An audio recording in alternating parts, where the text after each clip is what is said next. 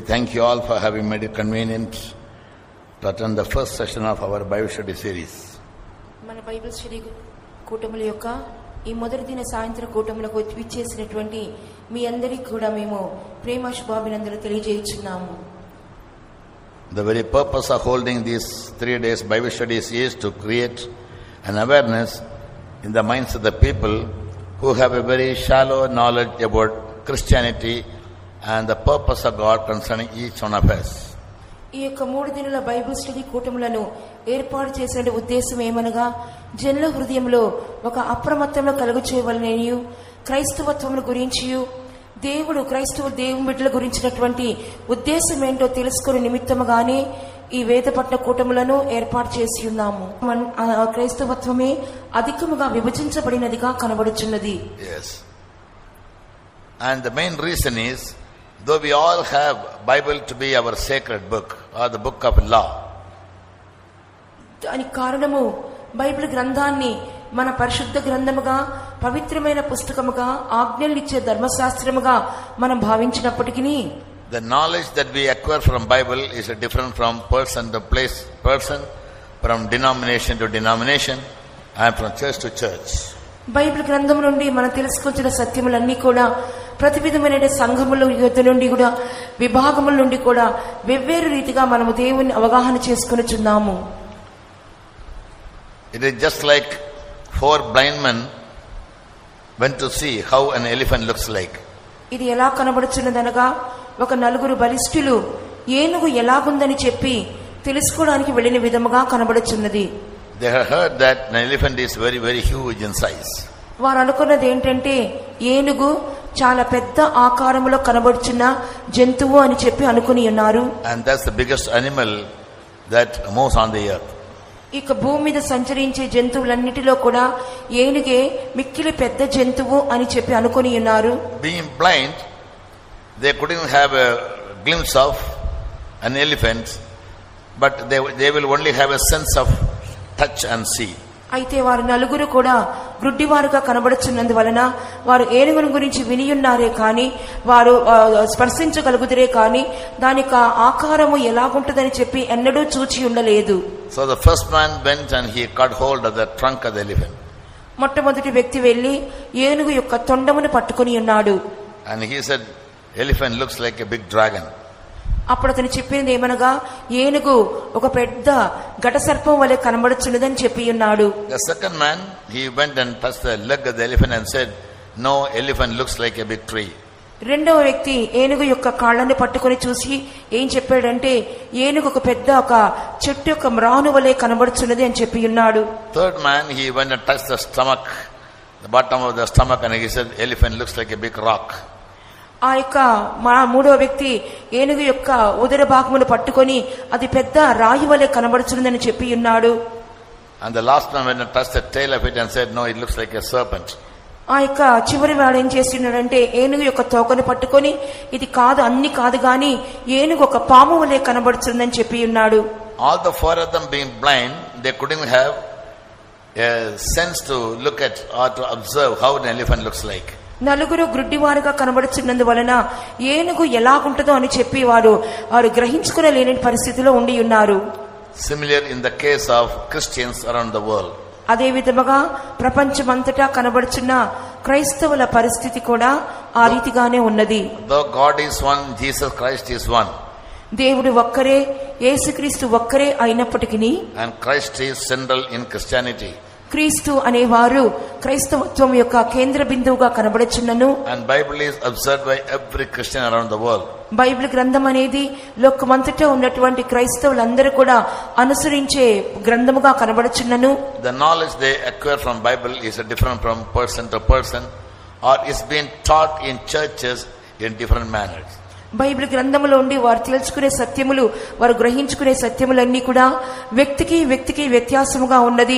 వారి సంఘములో బోధించే విధానము కూడా వ్యత్యాసముగా కనబడుచున్నది. And every church will have some gathering, a small gathering, and they will teach them their own tenets, their own logics, their own truths or their own doctrines. మరియు ప్రతి సంఘమున కూడా ఒక కూడిక కనబడుచున్నది. ఆ కూడికలో సమకూడినటువంటి జనులందరికీ కూడా వారు తమ యొక్క తెలిసినటువంటి ఆజ్ఞలు గాని, తమకు విధులను గాని, కట్టడలు గాని నేర్పిస్తూ ఉంటారు. Bible is compiled with 66 big books. Bible గ్రంథం అనేది 66 పుస్తకముల సమకూడిక అయ్యున్నది. Hardly anybody can take time to read the whole thing and observe the entire plan of God concerning man. Bible గ్రంథం అంతటిని చదువుకొని మానవుని గురించినటువంటి దేవుని యొక్క సంకల్పం ఏంటో గ్రహించుకునే విషయంలో మనుషులు తప్పిపోవచ్చున్నారు. But each Christian has some basic knowledge. కానీ ప్రతి క్రైస్తవునికి కొన్ని మూల ఆధారములు లేనట్లయితే జ్ఞానము కనబడుచున్నది. There is one God, as Bible says in Genesis 1:1, who created the whole universe. ఆదికాండము 1వ అధ్యాయము 1వ వాక్య ప్రకారముగా సర్వ విశ్వాన్ని సృష్టించినటువంటి దేవుడు అనేవారు ఒకరున్నారని తెలియచున్నది. When I said this to one person, he counter questioned me saying, that means anyone who creates anything can be a God. అప్పుడు నేను దేవుడు సృష్టికర్త అని చెప్పినప్పుడు ఎదురు ప్రశ్నగా మరొక వ్యక్తి అడుగుచున్నారు, ఎవరైనా దేన్నన్నా సృష్టిస్తే వారు దేవుడు అయిపోతారా అని చెప్పి అడిగి ఉన్నాడు. Yes, anyone who creates anything cannot be God. దేన్నైనా ఎవరైనా సృష్టించినట్లయితే అతడు దేవుడు అయిపోడు. But no man can ever think about creating things as God did create. కానీ దేవుడు సృష్టించిన విధానములో మనుషుడు సృష్టించాలంటే అది మానవునికి క్లిష్టమైన కార్యమే. Man with his worldly wisdom invents some things. మానవుడు తన యొక్క లౌకికమైన జ్ఞానముతో కొన్ని కార్యములను క్రొత్తగా కనుగొనుచున్నాడు. By God given knowledge and wisdom. దేవుడిచ్చినటువంటి తెలివితేటలతోనూ జ్ఞానమును ఉపయోగించి అతడు కొన్ని కార్యములను కనుగొనుచున్నాడు. At the same time, he cannot even dream about being like God to create the whole universe. అదే సమయంలో దేవుని వలె సర్వ విశ్వాన్ని సృష్టించగలుగుతానని చెప్పి ఎన్నడూ కలలో కూడా అనుకొనలేడు. The Bible has a summary. అందువల్ల బైబిల్ నాకు ఒక సారాంశం ఉన్నది. One God. ఒకే దేవుడు. But they reveal themselves as Trinity. అయితే వారు ఆ దేవుడు త్రిత్వ రూపములో బయలుపరచబడుచున్నారు. For the purpose of creation. సృష్టి నిమిత్తము. God is a spirit, John says in 4th chapter.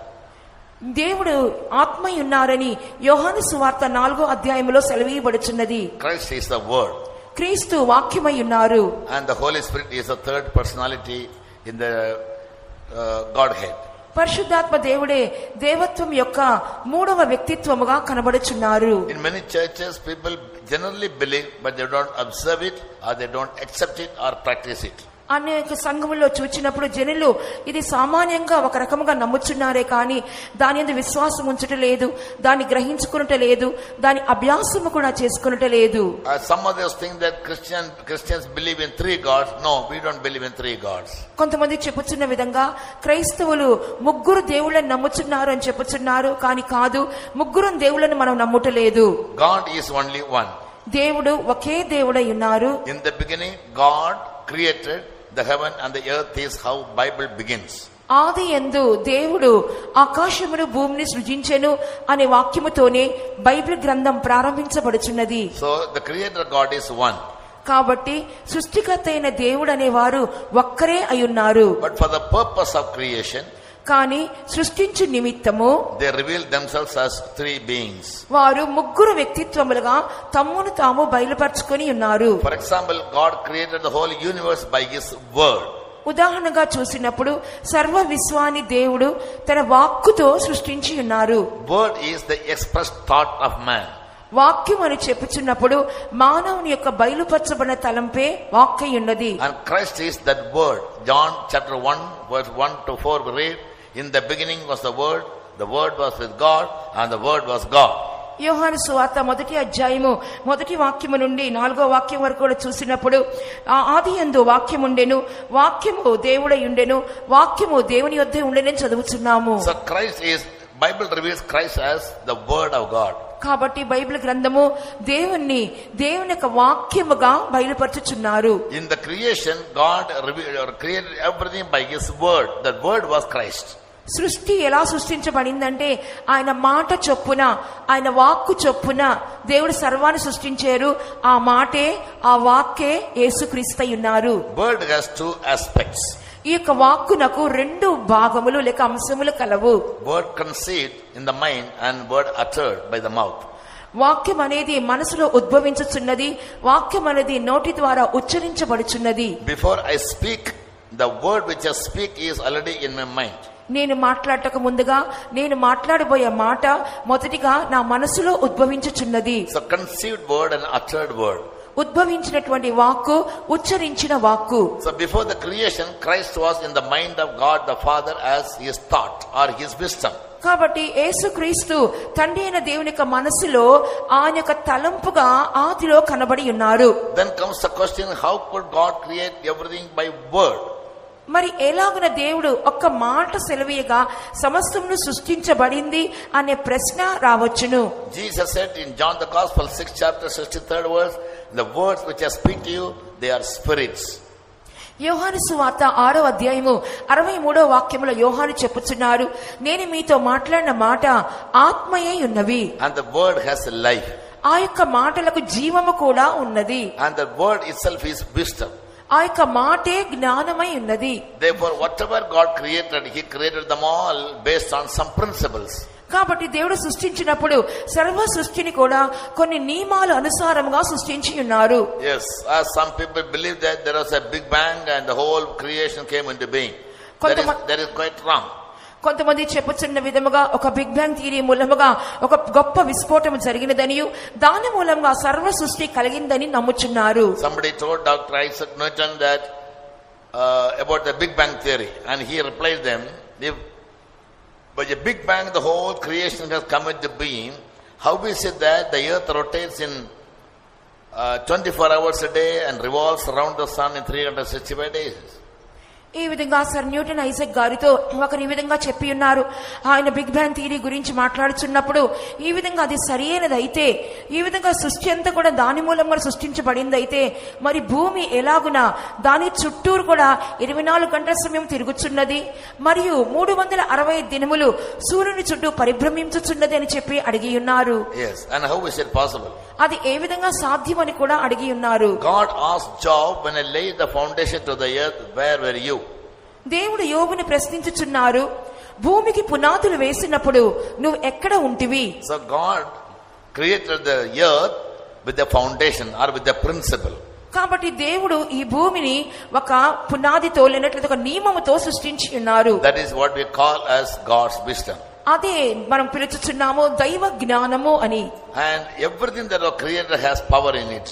అంత మాత్రమే కాకుండా సృష్టించబడిన ప్రతి దాంట్లో కూడా ఒక శక్తి కనబడుచున్నది. In Romans 1:20 Bible says that God reveals himself through the created things. రోమీయులకు రాసిన పత్రిక 1వ అధ్యాయము 20వ వాక్యములో మనం చదువుచున్నాము, దేవుని యొక్క జ్ఞానం అనేది సృష్టించబడినటువంటి కార్యములను ధ్యానించడం మూలముగా తెలియచున్నది. When you look at the sun, how he emits the light and the heat. మనము సూర్యుని చూచినప్పుడు ఎలాగున వెలుతురును వేడిమిని ఇచ్చుచున్నదో, when you look at the solar system, సౌర కుటుంబాన్ని మనం చూచినప్పుడు how they all function without fail. అవన్నీ కూడా ఎలాగున తప్పిపోకుండా పనిచేయుచున్నవి. There must be a great intelligent being behind them whom we believe as God. వీటన్నిటికీ వెనక ఒక గొప్ప జ్ఞానవంతమైన శక్తి అనేది ఉన్నది, దానినే మనము దేవుడిగా నమ్ముచున్నాము. In 6 days time God created the whole universe. అవును, 6 దినముల కాల వ్యవధిలో దేవుడు సర్వ సృష్టిని సృష్టించి ఉన్నారు. And man was created as the last being on the 6th day. 6వ దినమందు చివరిగా దేవుడు మానవుని సృష్టించి ఉన్నారు. And about man, Genesis 1:26 says God created him in his own image and in his own likeness. మరియు దేవుడు మానవుని సృష్టించినప్పుడు ఆదికాండము 1వ అధ్యాయము 26వ వాక్య ప్రకారముగా దేవుని పోలికగా ఆయన స్వరూపంలో సృష్టించి ఉన్నారు. None of the creation was ever created in the image and the likeness of God. ఏక సృష్టి కూడా దేవుని పోలికగా దేవుని యొక్క స్వరూపంలో ఇంతవరకు సృష్టించబడలేదు. What does the image and the likeness of God speak of? దేవుని యొక్క స్వరూపము, దేవుని యొక్క పోలిక అనగా అర్థమేమి? In Ephesians chapter 4:23 and 24. ఎఫెసీకి రాసిన పత్రిక 4వ అధ్యాయము 23, 24 వాక్యములు చూచినప్పుడు Saint Paul gives a definition.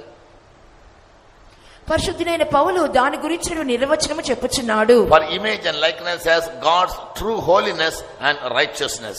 దేవుని యొక్క పోలిక, దేవుని యొక్క స్వరూపం అంటే అర్థం ఏంటంటే దేవుని యొక్క నిజమైనటువంటి నీతి, ఆయన యొక్క పరిశుద్ధత అయ్యున్నది. So God made man as a holy being. కాబట్టి దేవుడు మానవుని ఒక పరిశుద్ధినిగానే సృష్టించి ఉన్నారు. Also as a righteous being. మరియు అంత మాత్రం కాకుండా ఒక నీతిగల వ్యక్తిగా సృష్టించి ఉన్నారు. Righteousness means anything that is good and right in the sight of God. నీతి అని చెప్పుచున్నప్పుడు దేవుని దృష్టిలో ఏది సరి అయినదో ఏది మంచిదో అదై ఉన్నది. But many things seem to be good and right in our own sight. అయితే అనేక కార్యములు మంచివి గాను అనేక కార్యములు సరైనవి గాను మన దృష్టిలో మనకి కనబడుచున్నవి. That is our own righteousness. అది మన స్వంత నీతి అయ్యున్నది. Because God created a man with a freedom of choice. ఎందుకంటే దేవుడు మానవుని ఒక స్వంత చిత్తము గలవానిగా సృష్టించి ఉన్నారు. He has his own liberty to think anything like anything. ఏ కార్యమునైనా ఎలాగైనా తలంచుకునే ఒక స్వేచ్ఛను స్వాతంత్రాన్ని మానవునికి ఇచ్చి ఉన్నారు. God gave man freedom to choose the right and the wrong. మంచి కార్యమైనా చెడ్డ కార్యమైనా ఎన్నుకునే స్వేచ్ఛను దేవుడు మానవునికి ఇచ్చి ఉన్నారు. And therefore man becomes responsible for all the good or the evil whatever he does. అందువలనే మానవుడు తాను చేసినటువంటి ప్రతి మంచి కార్యముకైనను చెడు కార్యముకైనను తానే బాధ్యుడిగా కనబడుచున్నాడు. When God made man, he told him to have dominion over all of the created things. దేవుడు మానవుని సృష్టించినప్పుడు సృష్టింపబడిన ప్రతి కార్యము మీద ఒక ప్రభుత్వమును ఏలుబడిని ఇచ్చిన్నారు. And God created man having him fill him with his glory. దేవుడు మానవుని ఎలా సృష్టించినారంటే తనకి మహిమతో నింపబడిన వాడిగా సృష్టించి ఉన్నారు. And God also made a woman out of man whom we call as Eve. అంత మాత్రమే కాకుండా ఆదాములో నుండి దేవుడు ఒక స్త్రీని నిర్మించున్నారు. ఆమె పేరు హవ్వ అయ్యున్నది. And both of them were naked, but they never knew each other as naked because they are filled with God's glory. వారు ఇరువురును దిగంబరులుగా ఉంటున్నప్పటికీ దిగంబరత్వమును వారు తెలుసుకొనలేదు. ఎందువలనంటే దేవుని మహిమతో వారు నింపబడి ఉన్నారు. Their story is a primary lesson. ఈ యొక్క కథలన్నీ కూడా ఒక ప్రారంభ తరగతిలో చదువుకునే కథలై ఉన్నవి. Everybody knows. అందరికీ తెలిసినటువంటి విషయములు. But I am just touching it. నేను ఊరికే వాటి గురించి చెప్పుచున్నాను. Just as a prelude for my message. ఎందువలంటే నాకు ప్రసంగంలో ఉపోద్ఘాతముగా తెలియజేయుచున్నాను. But man failed in God's plan by committing sin against God. అయితే మానవుడు దేవుని యొక్క దృష్టిలో పాపము చేసినందువలన మానవుని పట్ల ఉన్నటువంటి దైవ ఉద్దేశములో నుండి పడిపోయిన వాడిగా కనబడి ఉన్నాడు. Through the one man sin, the whole sin entered into the whole world. ఒక్క మనుషుని యొక్క పాపం మూలముగా సర్వ లోకం మీదకి పాపము సంప్రాప్తమాయెను. But the living God wanted to bring man back to his originality. అయితే ప్రేమగల దేవుడు మానవుని తన యొక్క ప్రారంభ స్థితిలోను తీసుకుని రాగోరుచున్నారు. Sending his only begotten son Jesus to this earth is one of the main purpose. తన యొక్క అద్వితీయ కుమారుడైనటువంటి యేసుక్రీస్తును ఈ లోకంలోనికి పంపించడం గల ఏకైక ఉద్దేశము అదై ఉన్నది. Before Jesus came, Bible gives a record of 4,000 history of 4,000 years. యేసు ప్రభు వచ్చుటకు ముందుగానే బైబిల్ గ్రంథం అనేది 4000 సంవత్సరాల చరిత్రను మనకు చూపించుచున్నది. In Hebrews 10 verse 1 we read, is all a shadow of the reality that is to come in the New Testament. Hebrew రాసిన పత్రిక 10వ అధ్యాయము మొదటి వాక్యములో రాబోచున్న కార్యములకు ఈ పాత నిబంధన కాలములోని కార్యములన్నీ కూడా ఆ నిజ స్వరూపములకు ఛాయారూపకంగా కనబడుచున్నవి. The Old Testament law says without shedding of blood there is no remission of sin.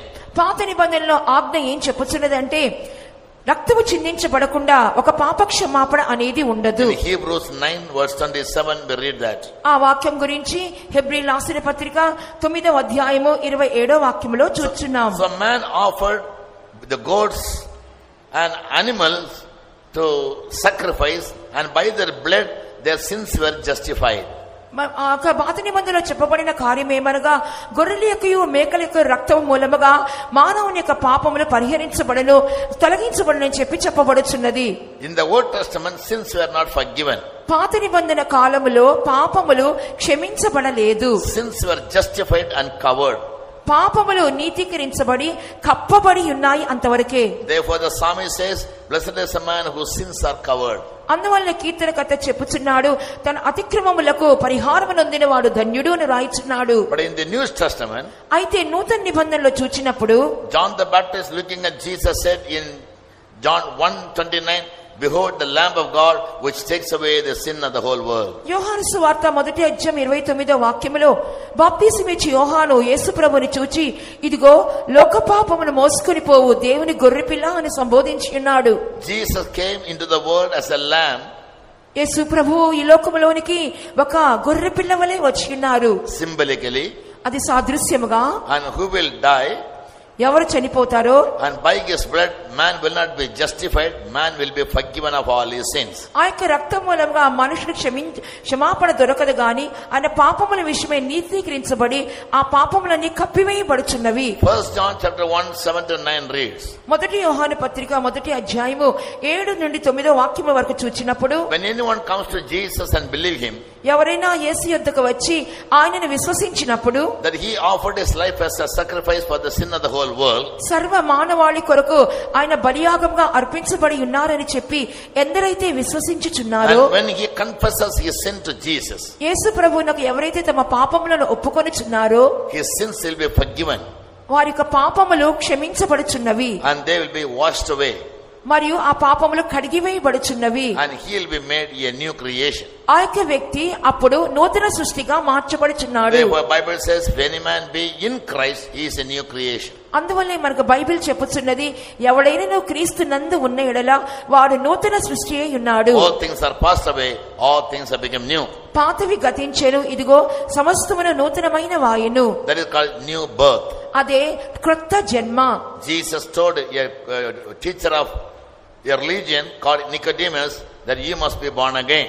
మత నాయకుడైనటువంటి నికోదీముతో యేసు ప్రభు చెప్పి ఉన్నారు, నీవు క్రొత్తగా జన్మించవలెను అని చెప్పి ఉన్నారు. In John the Gospel chapter 3 verse 3, యోహాను సువార్త 3వ అధ్యాయము 3వ వాక్యములో అలా చూస్తున్నాము. Verily, verily I say unto you, except a man be not born again, he cannot see the kingdom of heaven.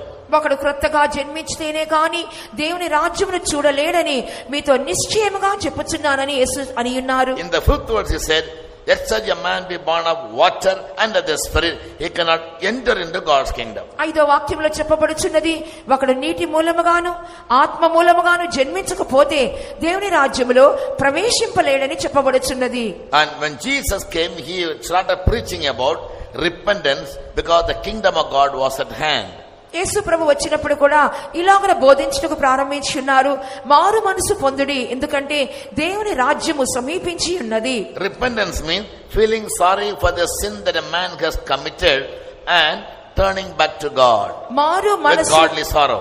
మారు మనసుని చెప్పినప్పుడు చేసినటువంటి పాపముల విషయమై గృచ్చబడి పశ్చాత్తాపడి దైవ చిత్తానుసారమైన దుఃఖముతో తిరిగి దేవుని యొద్దకు మళ్ళుట. When he does it, he is born again. ఆ కార్యము ఆ వ్యక్తి చేసినప్పుడు అతడు క్రొత్తగా జన్మించుచున్నాడు. And in obedience to God's word to fulfill his righteousness, as Matthew 3:15 says.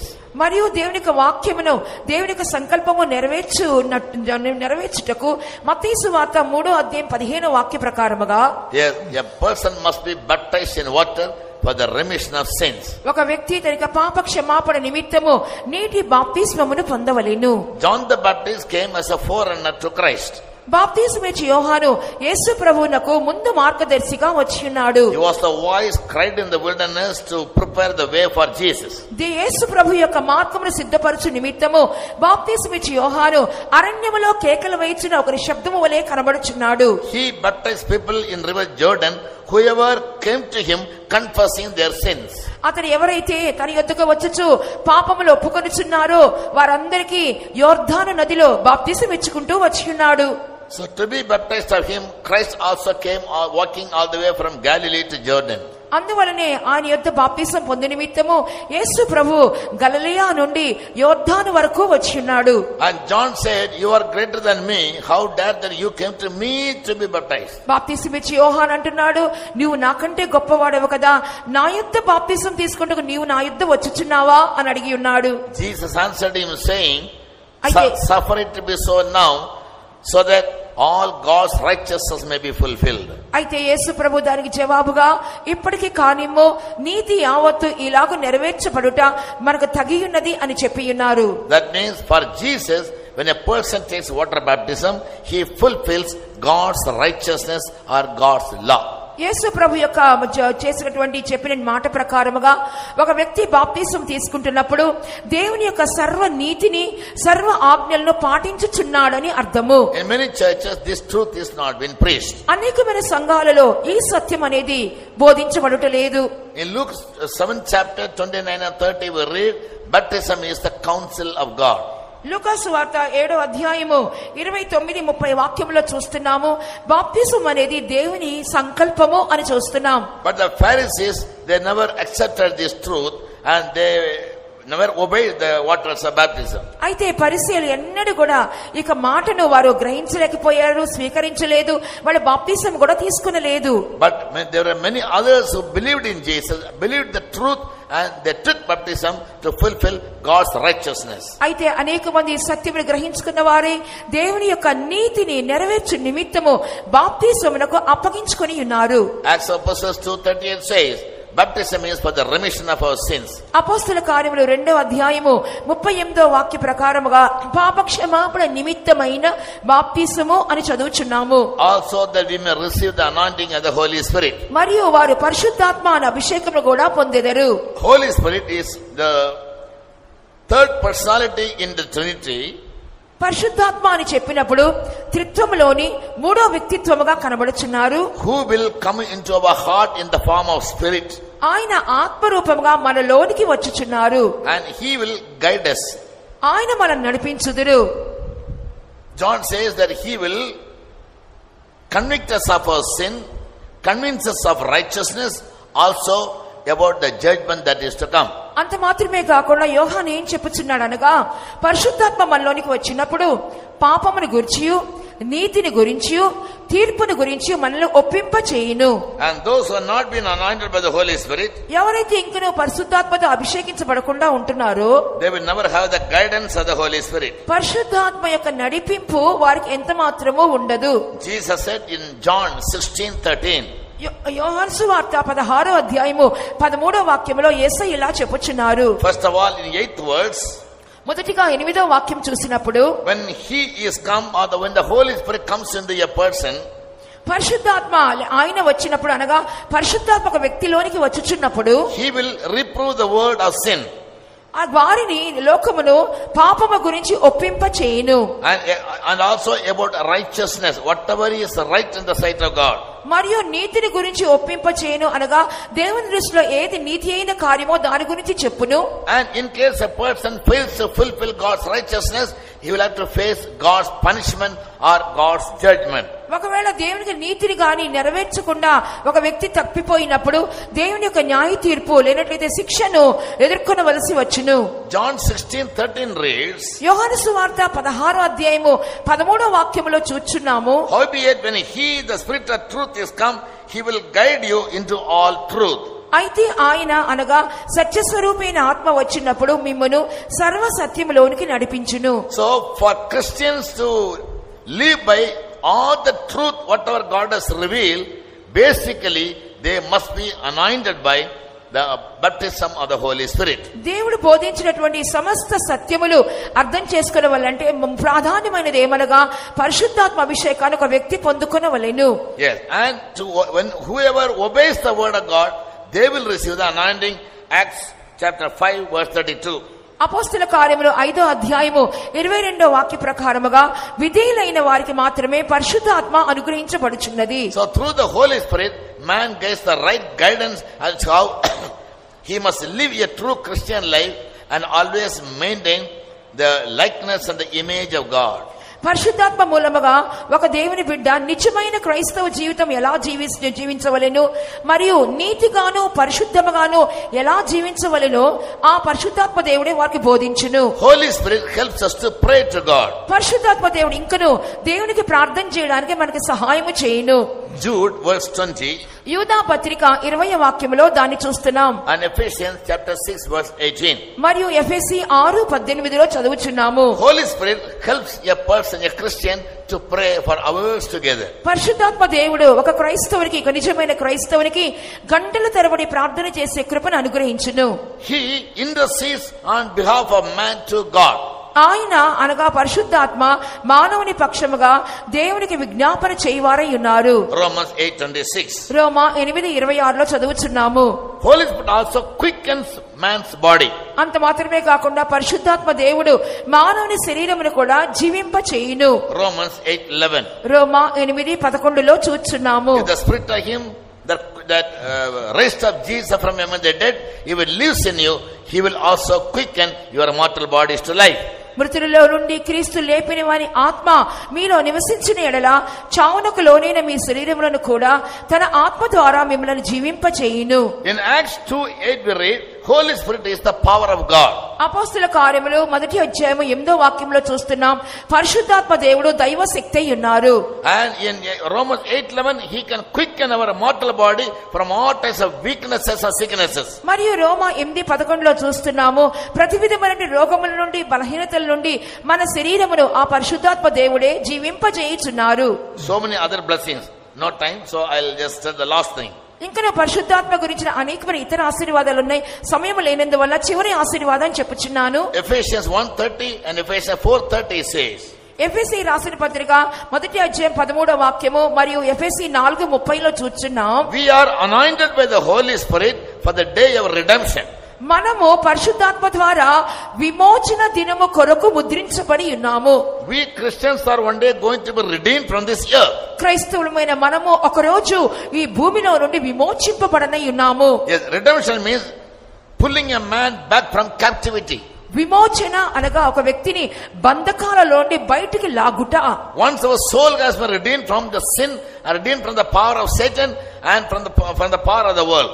ఒకనొక కాలములో పాపము నుండి, లౌకిక శక్తి నుండి, సాతాను శక్తి నుండి బయటకు లాగబడి ఉన్నాము. When we live a holy life in all righteousness, ఆ తర్వాత సమస్తమైన నీతితో కూడా ఒక పరిశుద్ధమైన జీవితము చేసినప్పుడు one day our body also will be redeemed from this earth.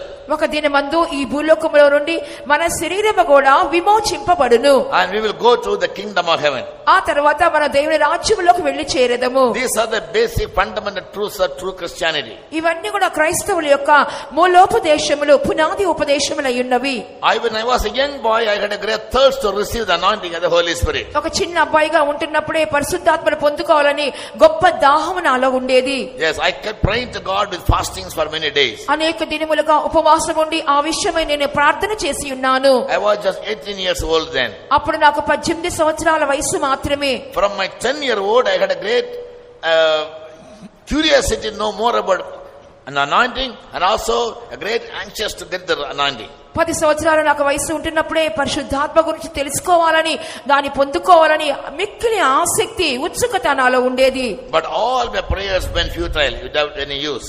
కానీ ఎన్ని ప్రార్థన చేసినా అన్ని కూడా ఉపయోగం లేకుండానే పోయినవి. One day I came across a verse from Bible. ఒక రోజు నేను బైబిల్ గ్రంథంలోని ఒక వాక్యమును చదవగలిగి ఉన్నాను. The kingdom of God works violence and the violent will take it by force. దేవుని రాజ్యము బలాత్కారంగా పట్టబడుచున్నది, బలాత్కారులే దానిలో ప్రవేశించుచున్నారు. So I determined to be very violent with God. అయితే నేను ఇప్పుడు ఏం తీర్మానం చేసుకున్నానంటే నేను కూడా దేవుని పట్ల బలాత్కారం అని అడుగుతానని చెప్పి అనుకున్నాను. Once I decided, until I receive the anointing of the Holy Spirit, I'll never eat or drink anything. అప్పుడు నేను ఏం తీర్మానం చేసుకున్నానంటే నీవు పరిశుద్ధాత్మను నాకు దయచేస్తే కానీ నేను ఇక మీదట ఏమి తినను, త్రాగను అని చెప్పి అనుకుని ఉన్నాను. I was all alone in my room. నేను నా గదిలో నేను ఒంటరిగా ఉన్నాను. First day, second day, third day, I fasted and kept on praying. మొదటి రోజు అయిపోయింది, రెండో రోజు అయిపోయింది, 3 రోజులు ఉపవాసముతో ఉండి ప్రార్థిస్తున్నాను. At the third day night 11:30, the power of God came into my life. మూడో దినము రాత్రి సమయమందు 11:30 గంటల ప్రాంతంలో దేవుని యొక్క శక్తి అయిన పరిశుద్ధాత్మ నా మీదకి దిగి వచ్చినది. Without my knowledge, నాకు తెలియకుండానే వచ్చినది. I kept on speaking certain tongues which I myself never knew. నాకే అర్థము కానటువంటి కొన్ని అన్య భాషలతో నేను మాట్లాడటం ప్రారంభించాను. That is called unknown tongues, Bible says. Bible గ్రంథం దాని గురించి అన్య భాషలు అని చెప్పుచున్నది. I was filling in the spirit for nearly 3 hours. నేను దాదాపు 3 గంటలుగా ఆత్మతో నింపబడుచునే ఉండి ఉన్నాను. I felt in my spirit I was completely relieved of all my bondages. అప్పుడు నేను నా ఆత్మలో బాగా గ్రహించుకున్నాను, నా బంధకాలన్నిటి నుండి నాకు చక్కని విముక్తి దొరికిందని. Since that day till today, ఆ రోజు మొదలుకొని ఈ దినము వరకు I have a beautiful experience of the Holy Spirit guiding me into all truth and convicting me of sin, reprove me of sin and truth and judgment, righteousness and judgment. ఆ రోజు మొదలుకొని పరిశుద్ధాత్మ దేవుడు నన్ను నడిపించడం ప్రారంభించారు. సర్వ సత్యములోకి నన్ను నడిపించున్నారు. అంత మాత్రం కాకుండా పాపం ఏదని చెప్పి, ఆ యొక్క న్యాయ తీర్పు ఏదని చెప్పి నాకు బాగా ఒప్పింప చేసి ఉన్నారు. I loved the word of God very much because it is God's word. దేవుని యొక్క వాక్యం అంటే నాకు చాలా ప్రేమ, ఇష్టము. ఎందుకంటే ఇది దేవుని యొక్క వాక్యమై ఉన్నది. Yes, so from a young age I developed a great interest to study Bible. అందువల్ల యవ్వన ప్రాయము నుండి కూడా బైబిల్ బాగా చదవాలి, అధ్యయనం చేయాలని ఆసక్తి నాలో ఉండేది. So that I must be capable of answering to any man who comes to me with a question from Bible. దాని మూలముగా కూడా ఎవరైనా సరే బైబిల్ గ్రంథంలో నుండి ఒక ప్రశ్న నన్ను అడగడానికి ముందుకు వచ్చినప్పుడు నేను జవాబు చెప్పడానికి సిద్ధంగా ఉంటున్నాను. I don't say that I'm a genius. నేనేదో గొప్ప మేధావిని అని చెప్పుకోవటం లేదు గాని, but at the best of my effort I want to know the truth in such a way I'm able to convince others also about my faith in case I am questioned.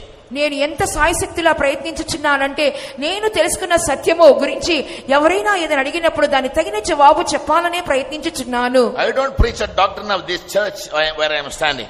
నేనేదో ఇక్కడ నిలబడుచున్నటువంటి ఈ సంఘం యొక్క ఉపదేశాలకి బోధించాలని నిలబడటలేదు. But I speak to you the word of God as it is written in Bible. అయితే Bible గ్రంథంలో చెప్పబడిన దైవ వాక్కులు మీకు వినిపించాలని నేను నిలబడి ఉన్నాను. But all these servants of God sitting and standing with me, they also believe the same thing what I believe. ఇప్పుడు నేను ఏమి విశ్వసించుచున్నానో మాతో పాటు ఇక్కడ వేదిక మీద కూర్చున్నటువంటి నిలబడినటువంటి దైవ సేవకులందరూ కూడా అదే నమ్ముచున్నారు. And therefore we are together. అందువల్ల మేమందరం కూడా ఏకముగా కనబడుచున్నాము. If Christianity is centered in Christ, క్రైస్తవత్వం అనేది క్రీస్తులో కేంద్రీకరించబడినట్లయితే, and the goal that we must reach is the second coming of Jesus. మనం చేరవలసిన మన లక్ష్యము, మన గమ్యము ఏంటంటే ప్రభు యొక్క రెండవ రాకడ. Jesus came to this earth not only as a savior of human being, యేసు ప్రభువు మానవులందరికీ ఒక రక్షకునిగా మాత్రమే ఆయన రాలేదు. but he started preaching, repent for the kingdom of God is at hand. అయితే ఆయన ఏం చెప్పడం బోధించకు మొదలు పెట్టారంటే, మారు మనసు పొందండి, దేవుని రాజ్యము సమీపించి ఉన్నది. And all those who believed, they made themselves eligible for the kingdom. ఎవరైతే విశ్వసించి ఉన్నారో వారందరూ దేవుని రాజ్యమునకు తాము యోగ్యులుగా చేసుకుని ఉన్నారు. So we are called to be citizens in the kingdom of God. కాబట్టి దేవుని రాజ్యం యొక్క పౌరులుగా ఉండడానికే మనం పిలువబడి ఉన్నాము. The kingdom of God has three aspects. దేవుని రాజ్యానికి 3 అంశములు ఉన్నవి. One is spiritual kingdom, ఒకటి ఆత్మీయమైన రాజ్యము, one is natural kingdom, ఒకటి ప్రకృతి సిద్ధమైన రాజ్యము, and the third is eternal kingdom. మూడవదిగా నిత్య రాజ్యము. Now by allowing the Holy Spirit to come into our life, ఇప్పుడు ఎప్పుడైతే పరిశుద్ధాత్మ దేవుడు మన జీవితంలోకి రావడానికి అనుమతించబడ్డాడో, we have entered into the kingdom of heaven in spirit form. మనం ఆత్మరూపకములో దేవుని రాజ్యములో ప్రవేశించే అనుభవాన్ని పొందుకొని ఉన్నాం. And very soon Jesus will come అతి త్వరలో యేసయ్య వచ్చినప్పుడు to establish his literal kingdom on this very earth. ఆయన యొక్క అక్షరానుసారమైన రాజ్యాన్ని ఈ భూలోకంలోనే స్థాపించుటకు ఆయన రాబోతున్నారు. That kingdom is called the millennial kingdom. ఆ యొక్క రాజ్యానికి పేరు 1000 ఏండ్ల పరిపాలన. In the book of Revelation, the last book of Bible, chapter 20 verse 4. Bible గ్రంథములోని చివరి పుస్తకమైన ప్రకటన గ్రంథము 20వ అధ్యాయము 4వ వాక్యములో మనం చదువుచున్నాం.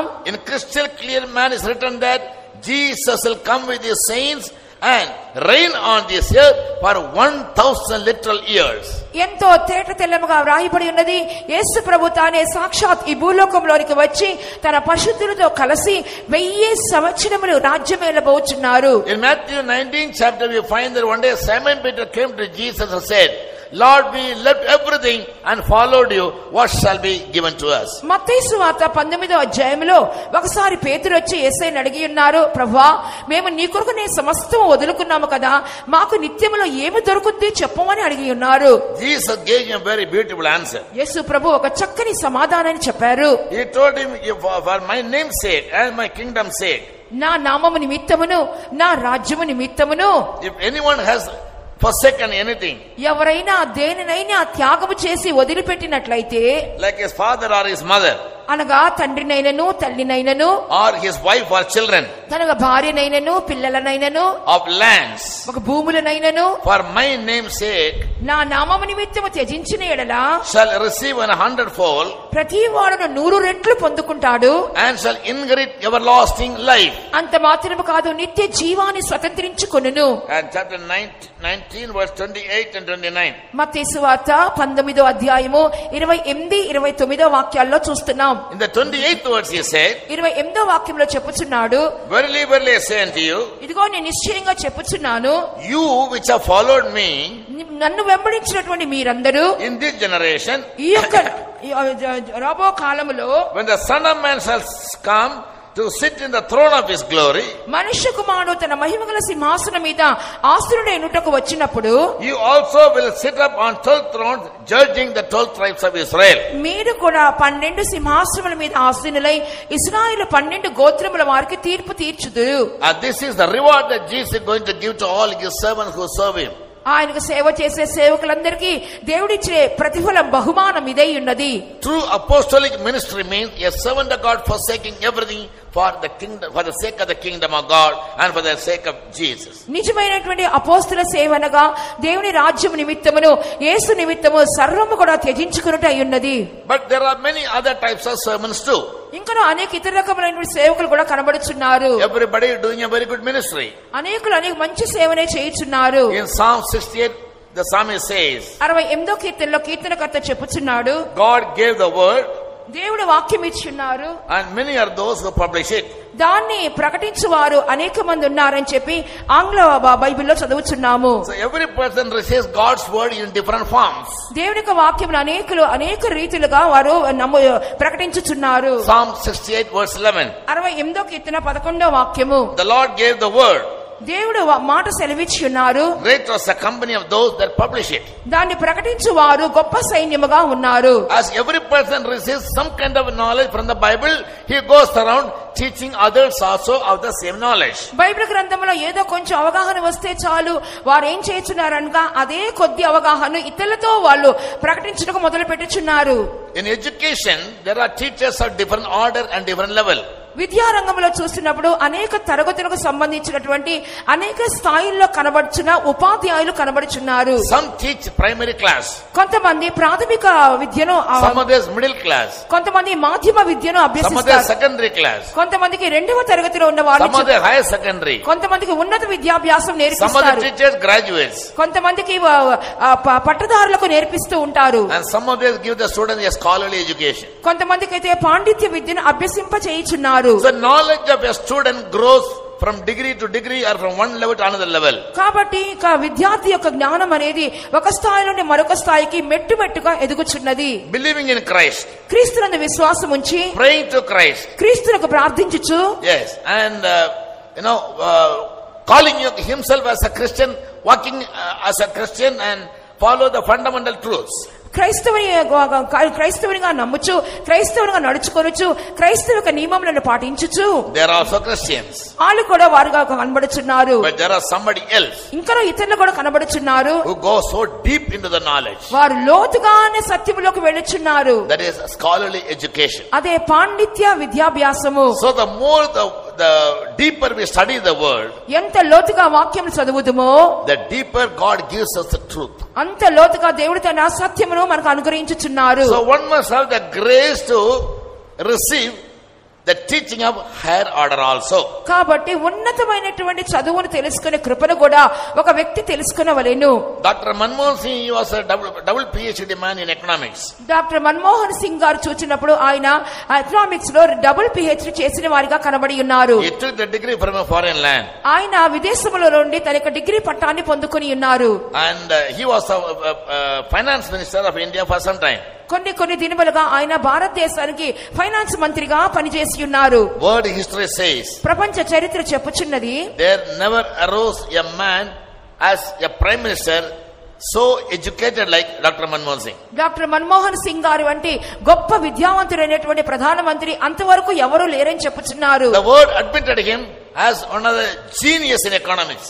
ప్రపంచమంతా కూడా ఏమి ఒప్పుకొనుచున్నదనగా ఆయన ఎకనామిక్స్ లో గొప్ప మేధావి అని ఒప్పుకొనుచున్నారు. because of his studies. ఎందువల్లంటే ఆయనకు విద్యను బట్టి. in Christianity also we can become genius. మరి క్రైస్తవులలో కూడా మనం కూడా ఈ యొక్క క్రైస్తవత్వములో ఒక మేధావులుగా మారవచ్చును. but we must study.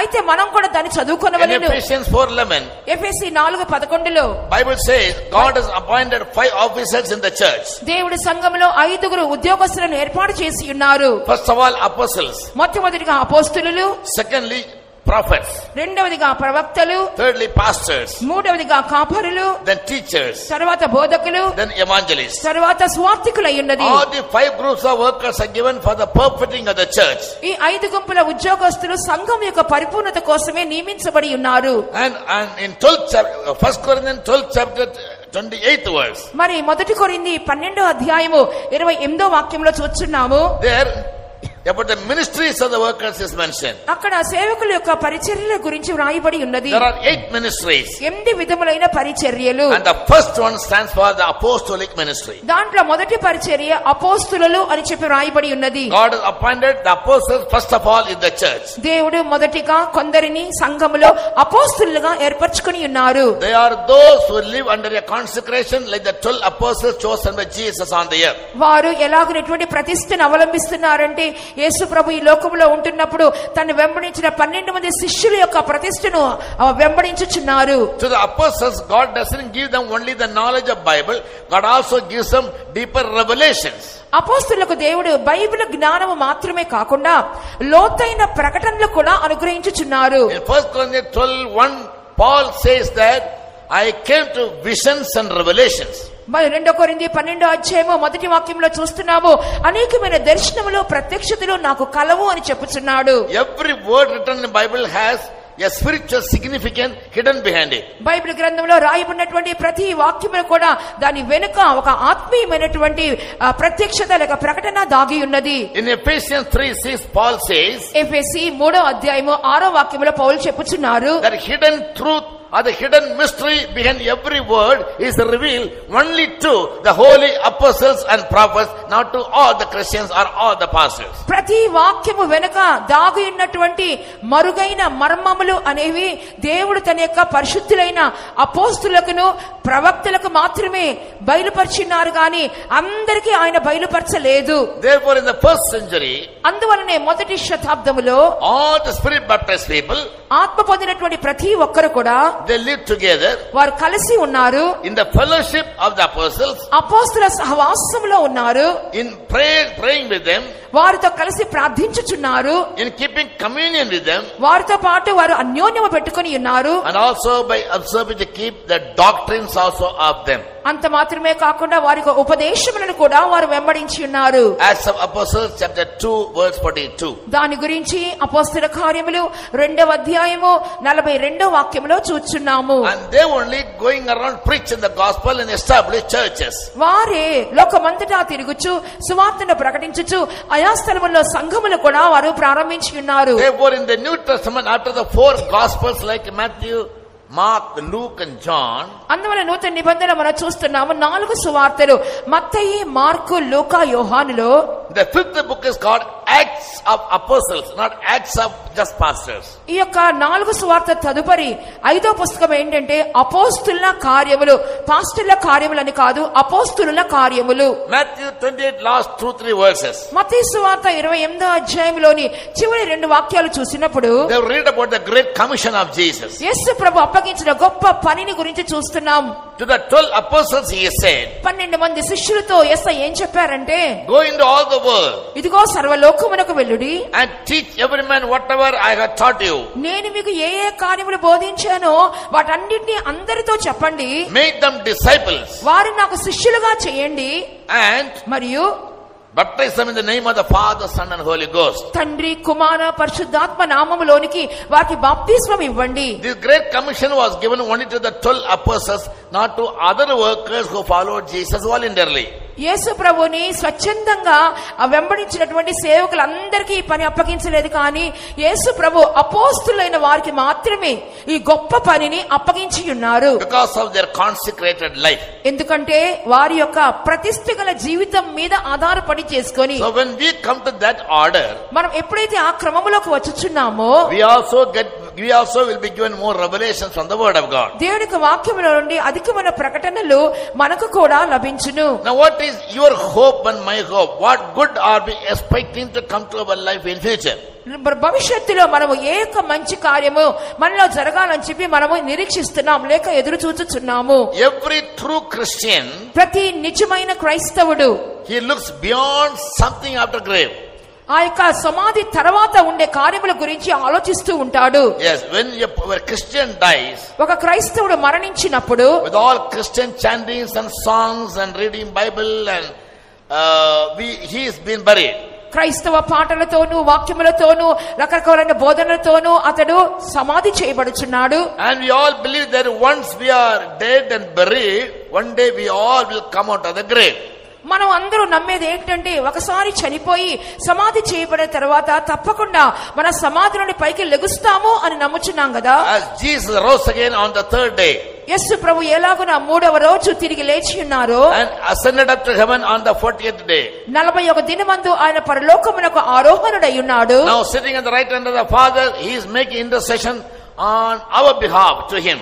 ఇప్పుడు తండ్రి సమక్షములో మన పక్షముగా ఆయన కుడిపార్శ్వమందు ఆసీనుడై ఉండి విజ్ఞాపన చేయుచున్నాడు. In Revelation 3:21 he says, ప్రకటన 3వ అధ్యాయం 21వ వాక్యములో ఆయన చెప్పుచున్నారు, as I overcame the world, overcame sin and the devil and all the curses and all the bondages in the world, and sat down with my Father in his throne. నేను ఏ రీతిగా లోకమును పాపమును సాతాను బంధకములను శాపములను జయించి నా తండ్రి సింహాసనమందు ఆసీనుడై ఉన్నానో, he that overcometh will I make to sit with me in my throne where I am. జయించువానిని నాతో కూడా నా సింహాసనమందు కూర్చుండనిచ్చెదను. So he gave emphasis about living an overcoming life. అందువలన అక్కడ ఏ కార్యం ఒక్క నుంచి చెప్పుచున్నారంటే ఒక జీవితం చేయాలని ఆయన బోధిస్తున్నారు. Receiving salvation alone is not enough. రక్షణ మాత్రం పొందుకుంటే సరిపోదండి. But we need to fight through our lifetime. మనకు జీవిత దినాలంతా కూడా మనం పోరాడవలసింది ఏంటంటే against every evil, every sin, every unrighteousness, every wicked thing. ప్రతి విధమైనటువంటి పాపములకు విరుద్ధంగా, దుష్టత్వానికి విరుద్ధంగా, కీడైన కార్యములకు సైతానికి విరుద్ధంగా మనం పోరాడాలి. Striving hard in prayers. ప్రార్థనలో అధికంగా పోరాడుచూ ఉండవలెను. Reading and meditating in the Bible also. దేవుని యొక్క వాక్యమును ధ్యానించుచూ పోరాడవలెను. I need to overcome. నేను జయించాలి. I must have repented. నాకు మరి మారుమనసు పొందవాలి. I must have been baptized. నేను బాప్తిసం తీసుకొని ఉన్నాను. Even I am anointed by the Holy Ghost. పరిశుద్ధాత్మ ద్వారా అభిషేకించబడి ఉన్నాను. Still I can have some unsanctified natures in my life. ఇంకనూ నా జీవితంలో కొన్ని లేనటువంటి పరిశుద్ధపరచబడని స్వభావాలు ఉంటున్నాయి. Yes, so life has got to be sanctified periodically, almost every moment. కాబట్టి జీవితం అనేది ఆయా సమయంలో మనం తరచూ శుద్ధీకరించుకునే అవసరమై ఉన్నది. Because only those who live a clean life, a pure life can go to God's kingdom and see God. ఎందువల్లంటే పవిత్రమైన జీవితం, నిర్మలమైన జీవితం చెయ్యవారే దేవుని రాజ్యములకు వెళ్ళి ఆయనను చూచెదరు. In the Beatitudes, Jesus said in Matthew chapter 5 verse 8. మత్తయి సువార్త 5వ అధ్యాయము 8వ వాక్యములో కొండ మీద ప్రసంగములో యేసయ్య ఇలా చెప్పి ఉన్నారు, Blessed are the pure in heart, they alone can see God. హృదయ శుద్ధి గలవారు ధన్యులు, వారు మాత్రమే దేవుని చూచెదరు. So salvation alone is not enough. కాబట్టి రక్షణ మాత్రమే సరిపోదు. Being a member in a good church alone is not enough. ఒక మంచి సంఘములో సభ్యులుగా ఉండటం మాత్రమే సరిపోదు. But you have to listen to the doctrines of the apostles. అయితే అపోస్తలుల ఉపదేశములను కూడా మనము వినవలెను. For which you must continue in their fellowship. దాని కొరకై వారి సహవాసములో మనం కొనసాగించవలెను. Spend time in prayers with them. ప్రార్థనలో వారితో పాటు కలిసి గడపవలెను. And try your best to live a holy life, a pure life. మరియు పరిశుద్ధమైన జీవితము, ఒక పవిత్రమైన జీవితము చేయుటకు ప్రయాసపడవలెను. Only those people can see God. అవును, అట్టివారు మాత్రమే దేవుని చూచెదరు. Very soon Jesus will come. అతి త్వరలో యేసయ్య రాబోచున్నారు. That is said to be a blessed hope in our life in Titus 2:14. తీతుకు రాసిన పత్రిక 2వ అధ్యాయము 14వ వాక్య ప్రకారముగా అదే ఆ ప్రభురాకడే మనకు ఒక శుభప్రదమైన నిరీక్షణ ఉన్నది. So we these 2-3 days of our Bible study want to give emphasis to the truth, how important it is for you and me and everybody. కాబట్టి ఈ యొక్క సత్యముల మీదే మేము ప్రాధాన్యతనిచ్చుచున్నాము. ఈ కార్యములు మీకు నాకు ఎంత అవసరమో ఈ 3 దినముల బైబిల్ స్టడీ కూటములో నేర్పించునే ఉన్నాము. And the greatest event of history is about to take place at the time when Jesus will come again to this earth. చరిత్రలో గొప్ప సంభవము, ఈ లోకంలో జరగబోయే ఒక గొప్ప కార్యం ఏమనగా ప్రభు యొక్క రాకడ సమయమే. Turning our Bibles to Hebrew chapter 9 verse 28. హెబ్రీయులకు రాసిన పత్రిక 9వ అధ్యాయము 28వ వాక్యమునకు మన బైబిల్ గ్రంథాలు మనం తిప్పుకున్నప్పుడు there all the rights about the second coming of Jesus. అక్కడ ఇక పత్రికదారుడు యేసు ప్రభు యొక్క రెండవ రాకడ గురించి వ్రాయిచున్నారు. Christ once came into this world. క్రీస్తు ఒకసారి ఈ లోకానికి వచ్చి ఉన్నారు. To save man from sin. పాపము నుండి మానవుని రక్షించడానికి. He will come again. He will come the second time. మరి యేసయ్య మరి రెండవసారి కూడా రాబోచున్నారు. For those who live a sinless life to take them to heaven. ఎవరైతే పాపము లేకుండా జీవిస్తున్నారో వాళ్ళని పరలోకానికి తీసుకుని వెళ్ళడానికి రాబోచున్నారు. Very clearly in the English Bible it is written that he will come the second time. మరి స్పష్టంగా ఆంగ్ల బైబిల్ లో రాయబడి ఉన్నది ఆయన రెండవసారి ప్రత్యక్షమగును. Yes. And in John 14:1, యోహాను సువార్త 14:1 చూచున్నాము. after resurrection, before his ascension to heaven, ఆయన పునరుద్ధారణ అయిన తర్వాత పరలోకానికి ఆరోహణ అవుటకు ముందుగా Jesus called the disciples to him. యేసు ప్రభు తన శిష్యులను తన యొద్దకు పిలుచుకున్నారు. And he held out great hopes for them because they were very much sorrowful when they heard that Jesus is going to heaven. యేసు ప్రభు పరలోకానికి ఆకాశంలోకి వెళ్లిపోతున్నారని చెప్పి వినినప్పుడు వాళ్ళు ఎంతో దుఃఖపడినారు. కాబట్టి వాళ్ళని ధైర్యపరచు వాక్కులను యేసయ్య చెప్పి ఉన్నారు. To them he said, let not your heart be troubled. అటువంటి వారితో యేసయ్య చెప్పిన మాట ఏంటంటే, మీ హృదయములను కలవరపడనీయకుడి. It is expedient for me to go. ఇది నాకు వెళ్లిపోవట అత్యవసరమై ఉన్నది. When I go, I will prepare a place for you. అయితే నేను వెళ్ళిన తర్వాత మీకు ఒక స్థలము సిద్ధపరిచెదను. In my father's kingdom are many mansions. నా తండ్రి ఇంట చాలా చాలా అనేక నివాసములు కలవు. The kingdom of God is not one place. దేవుని రాజ్యం అంటే అంతా కలిపి ఒకటే స్థలము కాదు. There are many regions in that one place called kingdom of heaven. ఒకే రాజ్యమైనటువంటి దేవుని రాజ్యములో అనగా పరలోక రాజ్యములో చాలా చాలా ఇతరితర స్థలములు కనబడుచున్నవి. God willing, I will teach you in the course of my studies. దేవునికి చిత్తమైతే ఇక స్టడీ యొక్క కొనసాగింపులో నేను అన్ని చెప్పేదను. So here Jesus calls it all as God's mansions. ఇక్కడ అనేక నివాస స్థలములని దేవుని వాక్యంలో చూస్తున్నాం. But I will go to prepare a particular place for you. అయితే ఇప్పుడు నేను వెళ్ళి మీ కొరకు ఒక ప్రత్యేకమైన స్థలమును సిద్ధపరచెదను. When the place is prepared, ఆ స్థలము సిద్ధపరిచిన తరువాత I will come again నేను మరలా వచ్చేదను. and I will receive you unto myself. మిమ్మల్ని నా యొద్ద ఉండుటకు చేర్చుకొందును. What is the place that he has gone to prepare? ఆయన వెళ్ళి సిద్ధపరచడానికి వెళ్ళిన ఆ స్థలము పేరేంటి? The psalmist prophesies. ఆ యొక్క కీర్తనకర్త ప్రవచిస్తున్నాడు. In Psalm 102 verse 16. 102వ కీర్తన 16వ వాక్యంలో చూస్తున్నాం. When the Lord shall build up Zion, యెహోవా సియోను కట్టినప్పుడు he shall appear in his glory. ఆయన కట్టిన తర్వాత మహిమలో ప్రత్యక్షమగుదురు. And Zion is a place where God desired to be his dwelling place. సియోను అని చెప్పినప్పుడు దేవుడు నివాస స్థలముగా అనగా ఆయన నివాసము చేయుటకు కోరుకొనదగిన స్థలముగా కనబడుచున్నది. Psalm 132 verse 13 says, 132వ కీర్తన 13వ వాక్యంలో చూస్తున్నాము. God having quoted us saying, దేవుడి యొక్క వాక్యం ఈ విధంగా చెప్పుచున్నారు.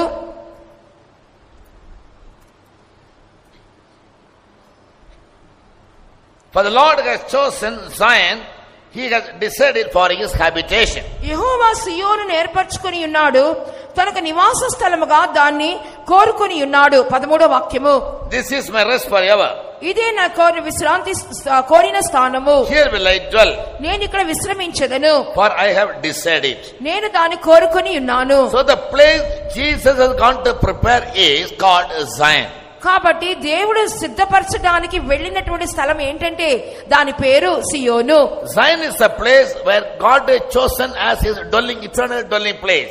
సియోను అని చెప్పినప్పుడు దేవుడు నిత్యానిత్యము నివాసం చేయడానికి కోరుకున్నటువంటి స్థానముగా కనబడుచున్నది. About Zion, the psalmist again says, సియోను గురించి కీర్తనకర్త ఇంకా ఏం చెప్తున్నాడంటే, out of Zion the perfection and beauty he will shine. పరిపూర్ణ సౌందర్యం గల సియోనులో నుండి దేవుడు ప్రకాశించుచున్నాడు. So from there God shines. అక్కడ నుండి దేవుడు ప్రకాశించుచున్నారు. Zion here is said to be the perfection of beauty. సియోను అని చెప్పినప్పుడు సౌందర్యములో పరిపూర్ణత, beauty of holiness, ఒక పరిశుద్ధత యొక్క సౌందర్యము, and beauty of character. మరియు స్వభావం యొక్క సౌందర్యము. About God, Bible says he is glorious in holiness. దేవుని గురించి రాయబడి ఉన్నది ఆయన పరిశుద్ధతలో మహనీయుడు. And he is very beautiful in character also. ఆయన స్వభావంలో కూడా ఎంతో సౌందర్యం కలవాడు. Therefore Jesus said in Matthew 5:48. అందువల్లే మత్తయి సువార్త 5:48లో ప్రభు చెప్పుచున్నారు, be perfect as your Father which is in heaven is perfect in all divine characteristics. మీ పరలోకపు తండ్రి ప్రతి విధమైన దైవిక స్వభావములలో పరిపూర్ణుడు గనుక మీరును పరిపూర్ణులై ఉండెదరు. When a Christian is made perfect in all God's characteristics, ఒక క్రైస్తవుడు ఎప్పుడైతే దేవుని యొక్క దివ్య స్వభావములలో అతను పరిపూర్ణుడిగా మారుచున్నాడో, he will be made perfect like God. దేవుని వలె పరిపూర్ణత చెందగలుగుతాడు. And God's promise is, మరియు దేవుని యొక్క వాగ్దానం ఏమనగా, after our death నేను చనిపోయిన తర్వాత we will be raised up from the grave, మన సమాధి నుండి తిరిగి లేచెదము, and we will not simply go to heaven, a common place. ఏదో పరలోకానికి అని చెప్పినట్టు సామాన్యమైన స్థలములకు వెళ్ళిపోము గాని We must go to the place that Christ has gone to prepare for us. క్రీస్తు మన కొరకు ఏ స్థలాన్ని సిద్ధపరిచారో ఆ స్థలానికి మనం వెళ్ళవలెను. God gave us this revelation. దేవుడు ఇట్టి ప్రకటనను మనకు అనుగ్రహించి ఉన్నారు. Therefore we gave up our life అందువల్లే మా జీవితాలను మేము to live అప్పగించేసుకున్నాము. a total consecrated life. పూర్తి ప్రతిష్ఠ గల ఈ సేవ చేయుటకు అప్పగించుకొని ఉన్నాము. That somehow or the other we may put on God's image and likeness in His righteousness and true holiness. ఎలాగైనా సరే దేవుని యొక్క అదే పోలిక అదే స్వరూపం మేము పొందాలని, అనగా దేవుని యొక్క నీతి పరిశుద్ధత పొందాలని మేము వచ్చి ఉన్నాము. Holiness means living a sinless life. పరిశుద్ధత అంటే పాపరహితమైన జీవితము. Numbers 15:40 says holiness means observing to keep all God given commandments. సంఖ్యాకాండ పుస్తకంలో మనం చదువుతున్నాము, ఆ యొక్క పరిశుద్ధత అని చెప్పినప్పుడు దేవుడిచ్చిన ప్రతి ఆజ్ఞను పాటించుట అయ్యున్నది. Ephesians 1:4 says ఎఫెసీ 1:4 చూస్తున్నాము, God has chosen us even before the foundation of the world that we all may be made holy and without blemish in love. దేవుడు మనల్ని జగత్ పునాది వేయబడకు మునిపే ఎందుకు ఏర్పరచుకున్నారనగా ఆ మనము ప్రేమలో పరిశుద్ధులముగాను నిర్దోషులముగాను కనబడవల్లనే Love ఏర్పరచుకున్నాము. is God's eternal character. ప్రేమ అని చెప్పినప్పుడు దేవుని నిత్యమైన స్వభావం అయి ఉన్నది. So we need to be made perfect in that love, divine characteristics. కాబట్టి ఆ ప్రేమలో అనగా ఆ దైవిక స్వభావములలో మనము సంపూర్ణత చెందవలెను. And Jesus is going to come to take away the holy people to His kingdom. మరియు యేసు ప్రభు ఎందుకొరకు వచ్చుచున్నారంటే ఈ పరిశుద్ధులను తన రాజ్యములకు చేర్చుకునే నిమిత్తమే. And about His coming there are many truths hidden to many Christians. ఆయన రాకడ గురించి చూసినప్పుడు క్రైస్తవులకు మరుగై ఉన్న అనేకమైన సత్యములు కనబడుతున్నాయి. And the present world that we live is in a very big conflict. మనము జీవిస్తున్న ప్రస్తుత లోకము కూడా భయంకరమైన దిగ్భ్రాంతితో నిండి ఉన్నది. Since the recent 20 years. గత సమీపంలో ఉన్నటువంటి గత 20 శతాబ్దములుగా చూచినప్పుడు knowledge and technology has advanced in such a level in all areas. సాంకేతిక పరిజ్ఞానం అనేది అన్ని రంగాలలో కూడా ముందంజ వేసి ఉన్నది. Knowledge of man also has considerably been increased, as Daniel said in chapter 12 verse 4. దానియేలు చెప్పుచున్న విధముగా 12వ అధ్యాయము 4వ వాక్య ప్రకారముగా అంత్య దినములలో మనుషుల యొక్క తెలివితేటలు కూడా అధికమగుచున్నది. And there are many signs which Jesus predicted to take place before He is coming. అంత మాత్రమే కాకుండా రాకడ ముందు జరగబోయే అనేక సూచనల గురించి యేసయ్య ముందుగానే మనకు చెప్పి ఉన్నారు. In Matthew chapter 24, మత్తయి సువార్త 24వ అధ్యాయంలో చూస్తున్నాం. from verse 1 to 4, మొదటి వాక్యం నుండి 4వ వాక్యం వరకు we read, when the disciples came to Jesus యేసు ప్రభు యొక్క శిష్యులు ఆయన వద్దకు వచ్చినప్పుడు and asked Him, ఆయన అడిగి ఉన్నారు, Lord, when will you come back? దేవా నీవు ప్రభువా నువ్వు ఎప్పుడు తిరిగి వచ్చేదవు? And what will be the signs, the pre-signs before your coming? నీ రాకడకు ముందు జరగబోయే సూచనలు ఏమిటి? And when will the world come to an end? మరియు ఈ యుగ సమాప్తి ఎప్పుడు జరుగును? They asked 3 questions to Jesus. వారు యేసు ప్రభుని ఈ రీతిగా 3 ప్రశ్నలు వేసి ఉన్నారు. When will you come? నువ్వు ఎప్పుడు వచ్చేదవు? And what are the signs of your coming? నీ రాకడకు సూచనలు ఏమి? And when will the world come to an end? మరియు ఎప్పుడు యుగ సమాప్తి జరుగును? Matthew 24 verse 3. మత్తయి సువార్త 24వ అధ్యాయము 3వ వాక్యంలో చదువుచున్నాము. The Jews have a nature of always asking for signs. యూదులు ఎప్పుడు కూడా వారికి అలవాటు ఏంటంటే సూచనలు అడుగుచూ ఉండేవారు. Where the Greek will always ask for wisdom. గ్రీకులు అయితే ఎప్పుడు జ్ఞానమును వెతుకుచూ ఉంటారు. So because the Jews expected signs, యూదులు ఆ విధంగా సూచనలు కోరుచున్నందువలన they asked Jesus to tell them about the signs. వారందరూ కూడా సూచనల గురించి చాలా ఆసక్తిని చూపించేవారు. To them Jesus said, అట్టి వారికి యేసయ్య చెప్పి ఉన్నారు, verse 4, 4వ వాక్యములో, take heed that you be not deceived. ఎవ్వరును మిమ్మల్ని మోసపరచకుండా చూచుకొనుడి. Verse 5, 5వ వాక్యములో, many shall come in my name saying I am Christ and shall deceive many. అనేకులు నా పేరిట వచ్చి నేనే క్రీస్తునని చెప్పి పలువురిని మోసపుచ్చెదరు. In verse 6, 6వ వాక్యము, you'll hear words and rumors of wars. మరియు మీరు యుద్ధములను గూర్చియు యుద్ధ సమాచారములను గూర్చియు వినబోదురు. See that you be not trouble. మీరు కలవరపడకుండా చూచుకొనుడి. For all these things must happen. ఇవన్నీ కూడా తప్పకుండా జరగవలసి ఉన్నది. But the end is not yet. కానీ అంతము వెంటనే రాదు. 10 years ago when I studied the world history, 10 సంవత్సరాల క్రితము ప్రపంచ చరిత్ర మనం చూసినప్పుడు, the world has witnessed about 15,000 wars. ప్రపంచం అనేది దాదాపుగా 15,000 యుద్ధాలను చవిచూసి ఉన్నది. But as Jesus said, the end of the world has never come. అయితే యేసు ప్రభు చెప్పినట్లుగా ఇన్ని యుద్ధాలు జరిగినా కూడా అంతం అనేది రాలేదు. Even now, since a long time, there are many nations engaged in war. ఇప్పుడు కూడా ప్రస్తుతం చూసినప్పుడు అనేకమైన దేశాలు కొనసాగించి పలుదినములుగా యుద్ధంలో నిమగ్నమై ఉన్నారు. These are the signs, pre-signs about of the coming of Jesus. ఇవన్నీ కూడా యేసయ్య యొక్క రాకడ యొక్క ముందు సూచనలుగా కనబడుచున్నవి. In 7th verse Jesus said, 7వ వాక్యములో ప్రభు చెప్పుచున్నారు, nations shall rise against nations, జనము మీదకి జనము లేచును, kingdom against kingdom, రాజ్యం మీదకి రాజ్యము లేచును, there shall be famines, అక్కడక్కడ కరువులుండును, there shall be pestilences, తెగుళ్లు కలుగును, and there will be earthquakes in diverse places. మరియు పలు స్థలములలో భూకంపములు కూడా కలుగును. So these are the main 7 signs Jesus foretold. యేసు ప్రభు ముందుగానే తెలియజేసేటువంటి ప్రధానమైన 7 సూచనలు ఇవై ఉన్నవి. These things will happen in the world. ఇవన్నీ కూడా లోకములో జరుగును. Apart from that, అవి మాత్రమే కాకుండా there will be many signs taking place in the church, within the church. సంఘము లోపల కూడా కొన్ని సూచనలు జరుగును. Yes. Now today I will stop with the national signs. ఈ రోజు నేను ఇక దేశంలో జరుగుతున్న సూచనల గురించి చెప్పబోతున్నాను. In the church, false prophets will come. సంఘములో చూచినప్పుడు అబద్ధ ప్రవక్తలు లేచెదరు. Nowadays many false pastors come and misguide the people. ఈ దినముల్లో అనేక మంది అబద్ధపు పాస్టర్లు వచ్చి జనులను తప్పుదోవ నడిపించుచున్నారు. Because of social media, all the pastors, all the Christians have been given access. సామాజిక మాధ్యమాల్లో చూసినప్పుడు అందరూ కూడా పాస్టర్లందరికీ కూడా వారికి అనుమతిని ఇవ్వబడుచున్నది. To propagate anything they like, anything they believe to be. వారు ఏది విశ్వసించుచున్నారో, ఏది ఇష్టపడుచున్నారో వాటన్నిటిని కూడా వారు బోధించుచున్నారు. And pastors are fighting against pastors. పాస్టర్లకు విరోధంగా పాస్టర్లు పోట్లాడుకొనుచున్నారు. One pastor today uploads one message and the other pastor uploads other message, and these two are contrary one to another. ఈ రోజు ఒక పాస్టర్ గారు ఒక మెసేజ్ ని అప్లోడ్ చేసినట్లయితే మరొక పాస్టర్ గారు మరొక మెసేజ్ ని అప్లోడ్ చేస్తున్నారు. ఈ రెండు కూడా ఒకదానికొకటి వ్యతిరేకంగా కనబడుచున్నవి. People who hear the message, they are all in a fix. ఇవన్నీ కూడా వినుచున్నటువంటి జనులందరూ కూడా కలవరముతో నిండుచున్నారు. Not knowing or not to get to know what is right and what is wrong. ఏది సరైన కార్యము, ఏది అబద్ధపు కార్యము అని తెలియని పరిస్థితిలో ఉంటున్నారు. About them Jesus said, they are all foxes coming in sheep's clothing. వారి గురించి యేసు ప్రభు చెప్పి ఉన్నారు, వారు తోడేళ్ల వేషము ధరించుకున్నటువంటి గొర్రెల వలె కనబడుచున్నారు.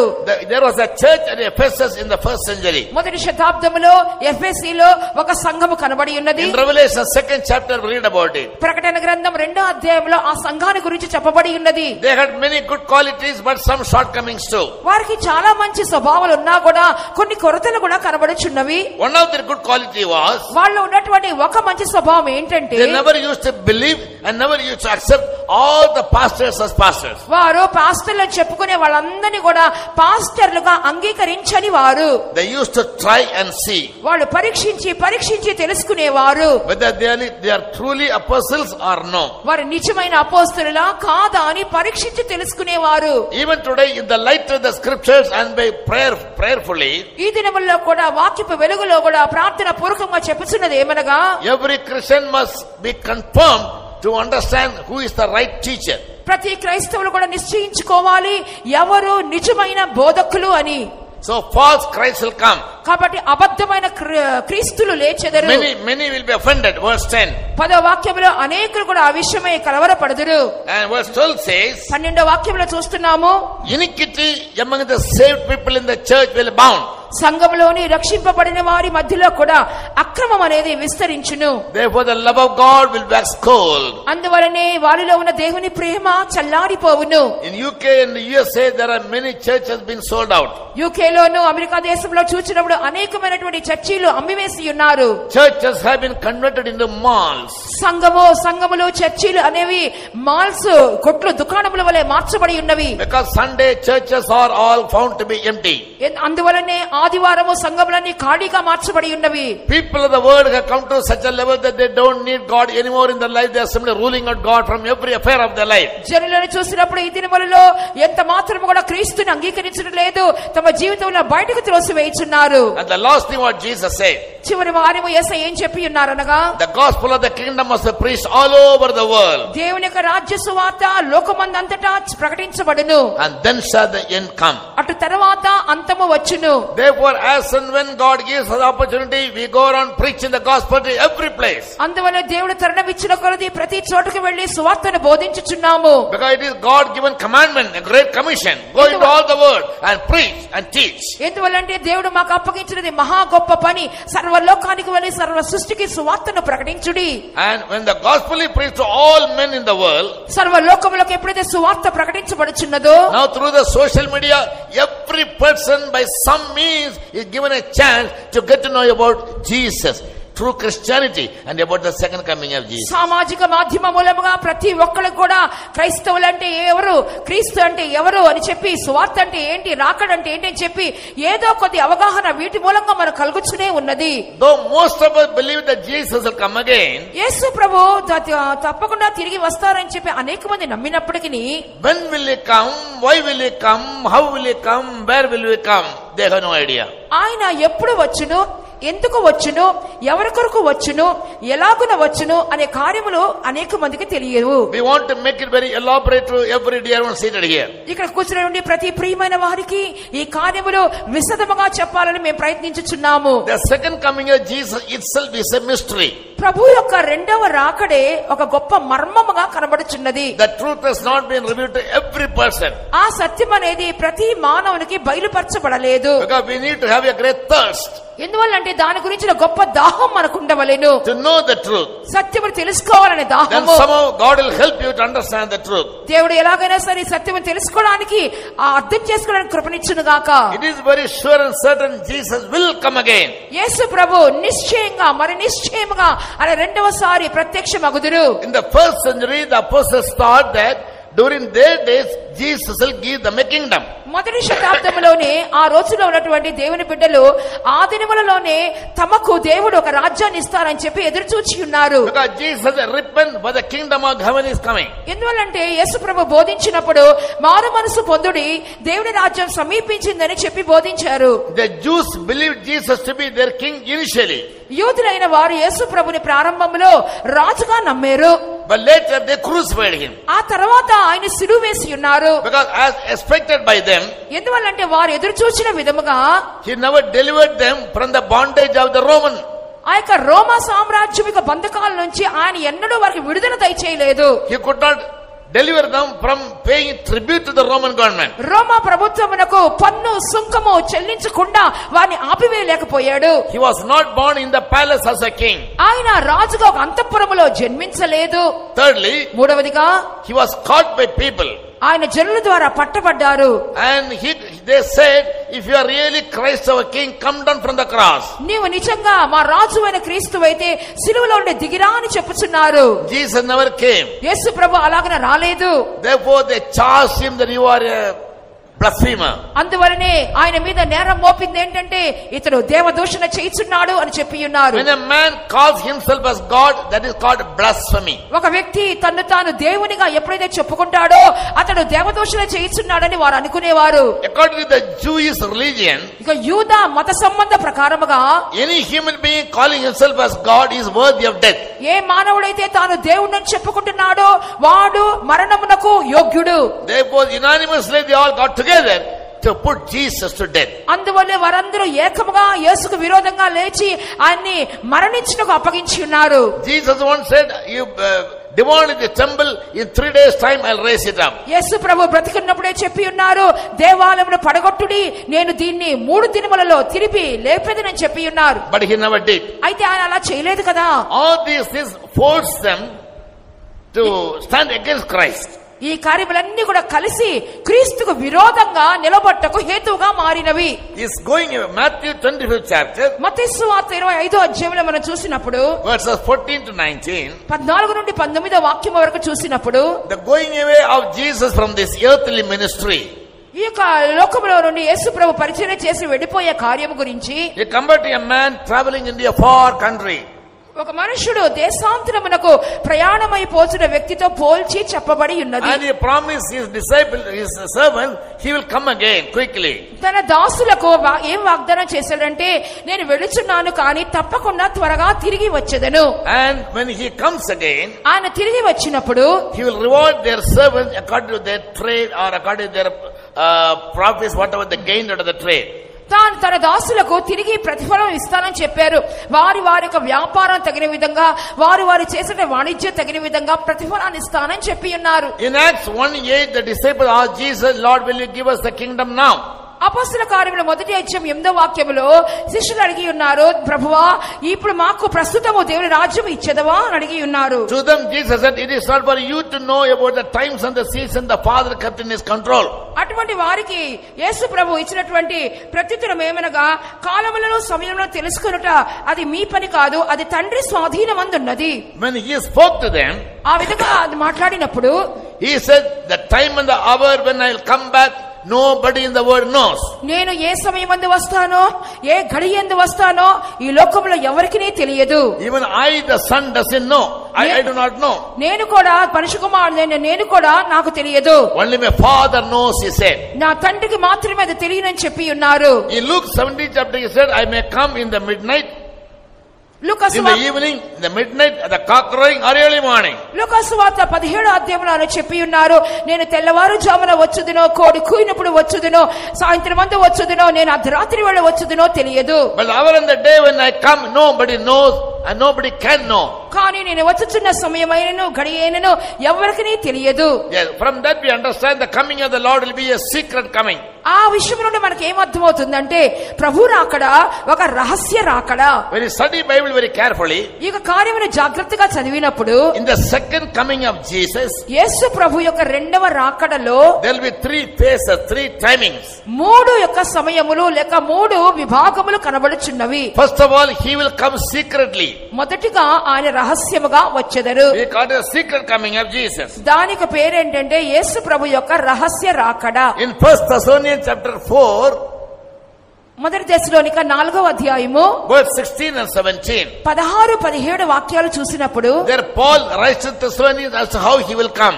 పౌలు దశలోనికకు ఆయన ఏ రీతిగా రాబోతున్నారో రాసి ఉన్నాడు.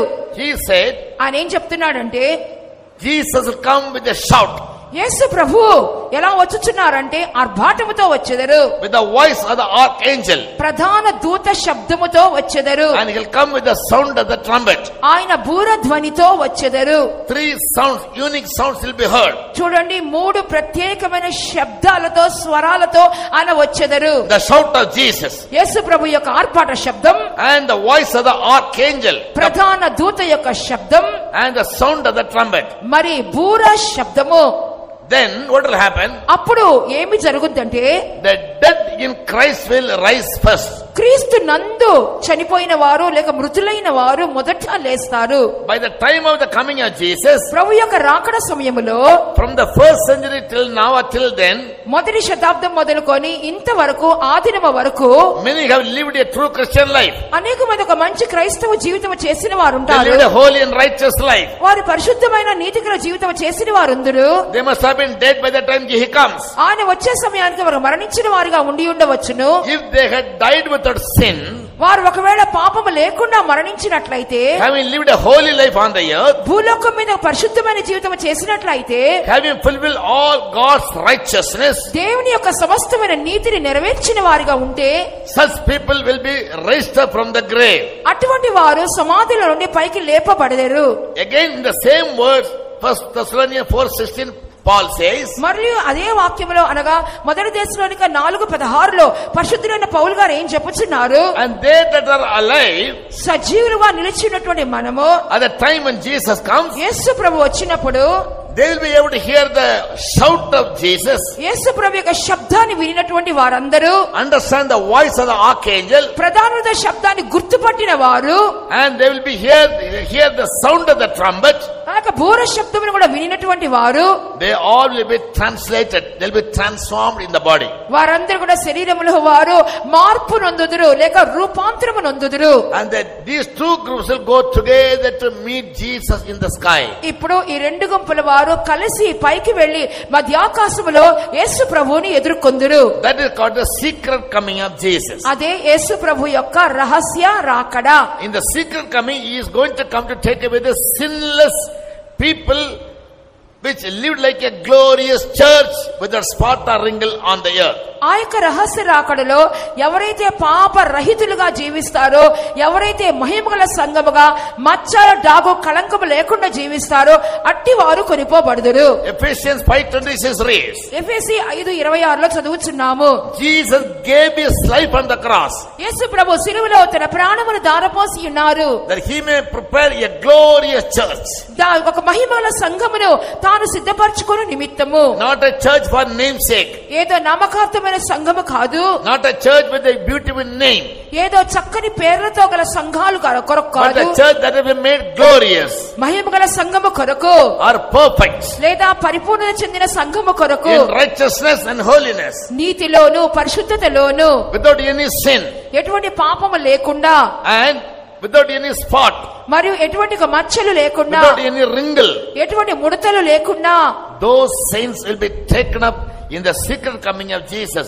They will go and meet Jesus in the cloud. అటువంటి పరిశుద్ధులే యేసు ప్రభు వచ్చినప్పుడు ఎత్తబడుదురు, వారు యేసు ప్రభుని మధ్యాకాశములో సంధించెదరు.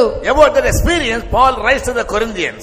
అటువంటి అనుభవాన్ని గురించి పౌలు గారు కొరింథీయులకు రాయించినప్పుడు In 1 Corinthians chapter 15, verse 51 and 52. మొదటి కొరింథీ పత్రిక 15వ అధ్యాయము 51, 52 వాక్యాలు చూసినప్పుడు, I give you a mystery. నేను ఒక మర్మము తెలుపుచున్నాను, We shall not all sleep, మనమందరము నిద్రించము కాని but we all will come back to life. మనమందరము జీవముతో లేచెదము. When the trumpet is sounded, బూర ధ్వనించినప్పుడు all those who sleep in the grave will come back to life. సమాధులలో నిద్రిస్తున్న ప్రతి ఒక్కరు జీవముతో పైకి లేచెదరు. In Revelation chapter 16, verse 15, ప్రకటన గ్రంథం 16వ అధ్యాయం 15వ వాక్యములో, in the secret coming, Jesus said, I'll come like a thief. యేసు ప్రభు యొక్క రహస్య రాకడలో ఆయన ఏం చెప్తున్నారంటే, నేను దొంగ వలె వచ్చుచున్నానని చెప్పుచున్నారు. In Mark 13, chapter 32, మార్కు సువార్త 13వ అధ్యాయము 32వ వాక్యములో, Jesus said, the time of my coming nobody knows. యేసు ప్రభు యొక్క చెప్పుచున్నారు, ఆయన రాకడ సమయము ఎవరికీ తెలియదు. Therefore in Matthew 24:44 he said, అందువల్ల మత్తయి సువార్త 24:44లో చూస్తున్నాము, because you do not know the time of my coming, be ye ready and be watchful. కాబట్టి నేను వచ్చుతున్నటువంటి కాలము సమయము ఎరుగని వారు కనుక మీరు మెలకువగా ఉండండి, సిద్ధపాటుగా కలిగి ఉండండి. This is called the secret coming. ఇదే రహస్య రాకడ అని అర్థమై ఉన్నది. In the picture that we have given to you all, మీకు ఇవ్వబడినటువంటి పటములో చూస్తున్నాము. you can look to that picture where Jesus comes secretly. ఆ యొక్క పటములో మీరు చూడండి, యేసు ప్రభు రహస్యంగా వచ్చేది కనబడుచున్నది. In the third column from right, కుడివైపు నుండి 3వ భాగము చూడండి, the first picture, మొదటి భాగము, here will be written secret coming of Jesus. యేసు ప్రభు యొక్క రహస్య రాకడ అని వ్రాయబడి ఉన్నది. He is going to come ఆయన ఎలాగొచ్చునగా to take away the glorious church which lives with a spot or wrinkle. ఎటువంటి మచ్చ ముడతలు లేనటువంటి మహిమగల సంఘాన్ని చేర్చుకున్నట్టుగా ఆయన వచ్చెదరు. If you are prepared, మీరు సిద్ధంగా ఉన్నట్లయితే you can go. మీరు వెళ్ళగలరు, Otherwise you will be left behind. లేనట్లయితే మీరు చేయి విడిచి పెట్టబడతారు. It is just like the people or the children appearing for exam. పరీక్షకు సిద్ధమవుతున్నటువంటి పిల్లలకు సాదృశ్యముగా ఉన్నది. Those who study well ఎవరైతే బాగా చదువుకుంటారో and write the exam well, పరీక్షలు ఎవరైతే బాగా రాస్తారో they will pass out and be promoted to the next class. వాళ్ళు ఉత్తీర్ణులు అవుతారు, మరొక తరగతికి పైకి వెళతారు. Others will remain in the same class. ఇతరులు ఈ తరగతిలోనే ఉండిపోతారు. They failed వారు విఫలమవుతున్నారు. and they'll be given a supplementary chance. వారికి మరొక సారి పరీక్ష రాసే సప్లిమెంటరీ తరుణం ఇవ్వబడుచున్నది. Either within 6 months they can appear the exam again, వారు ఒకవేళ మరలా పరీక్షలు రాయవచ్చును, or after a year they can write a supplementary test. లేదా వారు సప్లిమెంటరీ పరీక్షలకు హాజరవ్వచ్చును. They will lose their weight వారు వారికి విలువను పోగొట్టుకుంటారు. ఎప్పుడంటే or the importance, వారికి ప్రాముఖ్యతను పోగొట్టుకుంటారు. because they failed to get through in the first trial itself. మొదటి పరీక్షలో వాళ్ళు విఫలమైనందున వాళ్ళు విలువను పోగొట్టుకుంటున్నారు. Even so, అదే విధముగా when Jesus comes secretly, యేసు ప్రభు రహస్యంగా వచ్చినప్పుడు to take away the holy saints from the church, పరిశుద్ధమైనటువంటి సంఘమును భూలోకంలో తీసుకుని వెళ్ళటకు వచ్చినప్పుడు, there will be a big group of people. ఒక గొప్ప గుంపు జనులు ఉంటారు. They all will be left behind because they failed to fulfill the criteria which Jesus wants them to have. వారందరూ కూడా చేయి విడిచి పెట్టబడతారు. ఎందువల్ల అంటే యేసు ప్రభు ఎదురు చూసినటువంటి ఆ యోగ్యతను వారు పొందుకోలేకపోయినారు. Or they failed to make themselves eligible. లేదా వారు తమ తాము అర్హులుగా చేసుకునలేకపోయినారు. We have put up 2 boards. మరి 2 బోట్లు పెడుచున్నావు. How can a child of God get ready for the rapture? ఒక దేవుని బిడ్డ ఎలాగున ప్రభువు అక్కడ సిద్ధపడగలరో మేము 2 బోట్లు పెట్టి ఉన్నాము. We have written only the main points. ముఖ్యమైనటువంటి అంశాలు మాత్రం అక్కడ రాసేమో చూడండి. You can refer your Bible and note down that. మీరు బైబిల్ గ్రంథం చూసి ఆ వాక్యంలో రాసుకొనవచ్చును. All cannot go when Jesus comes. యేసు ప్రభు వచ్చినప్పుడు అందరూ వెళ్ళలేరు. Only those who have been made holy, being made perfect in all God's righteousness can go. ఎవరైతే పరిశుద్ధులుగా జీవిస్తారో, దేవుని యొక్క ప్రతి నీతి విషయంలో కూడా వారు యోగ్యులుగా జీవిస్తారో అటువంటి వారు మాత్రమే వెళ్ళుదురు. Others will be left behind. మిగిలిన వారందరూ చేయి విడిచి పెట్టబడతారు. And they will be going through a time of tribulation on this earth. అయితే వారందరూ కూడా ఈ భూలోకం మీద భయంకరమైన శ్రమల కాలమును ఎదుర్కొందురు. The tribulation will be for 3.5 years, 1260 days or 42 months. ఆ యొక్క శ్రమల కాలం అనేది 3.5 సంవత్సరములు జరుగును, అనగా 1260 దినములు, అనగా 42 మాసములు. After the coming of Jesus, ప్రభు రాకడ తర్వాత the whole world we are living in will come under one world order. ఈ సర్వ ప్రపంచము కూడా ఒకే ప్రపంచ వ్యవస్థ లేక క్రమం కిందకి వచ్చును. That is called the new world order. దానినే ఒకే ప్రపంచ వ్యవస్థ అని చెప్పుచున్నారు. Tomorrow, if possible, I'll give you some elaborate study about it. దీని గురించి నేను దేవుని చిత్తమైతే రేపటి దినమందు ఇంకా విశదంగా మీకు నేర్పించదను. What is the new world order? New world order అంటే ఒకే ప్రపంచ క్రొత్త ప్రపంచ వ్యవస్థ అనగానేమి? Now, according to